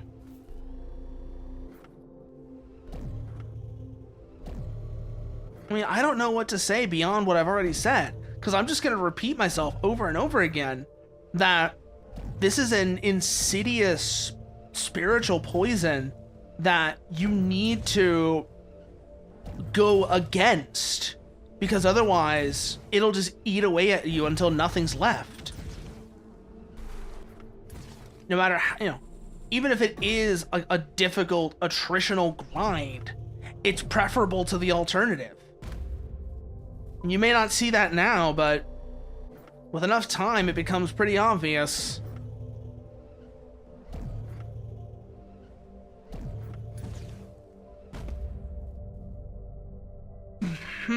But I think we're actually going to call it here now. We're going to call it here and see who's on. We can go say hello to. Who have we not rated in a while? And who's doing something interesting?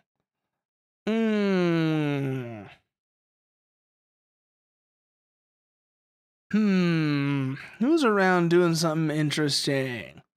Haru's playing MGS Delta. Maple is playing... Well, she doesn't know what they're doing. You know what? Let's go raid Maple. Let's go raid Maple and see what kind of a surprise she's got going, shall we? Let's see what she's got going. What kind of things is she up to? I'll show you now. So, but, as always, you want to see what I'm up to off stream. These are all the places you can find me. And I'll get that for the YouTube side as well. I really do need to figure out how to get Nightbot to do stuff on YouTube at some point. It's basically a way, okay. It's a way to keep it, it's a way to make it so that bots don't type it in and get into the Discords and such. That's all it is, Blaze. It's a way to keep the bots away. But, so I'm going to cut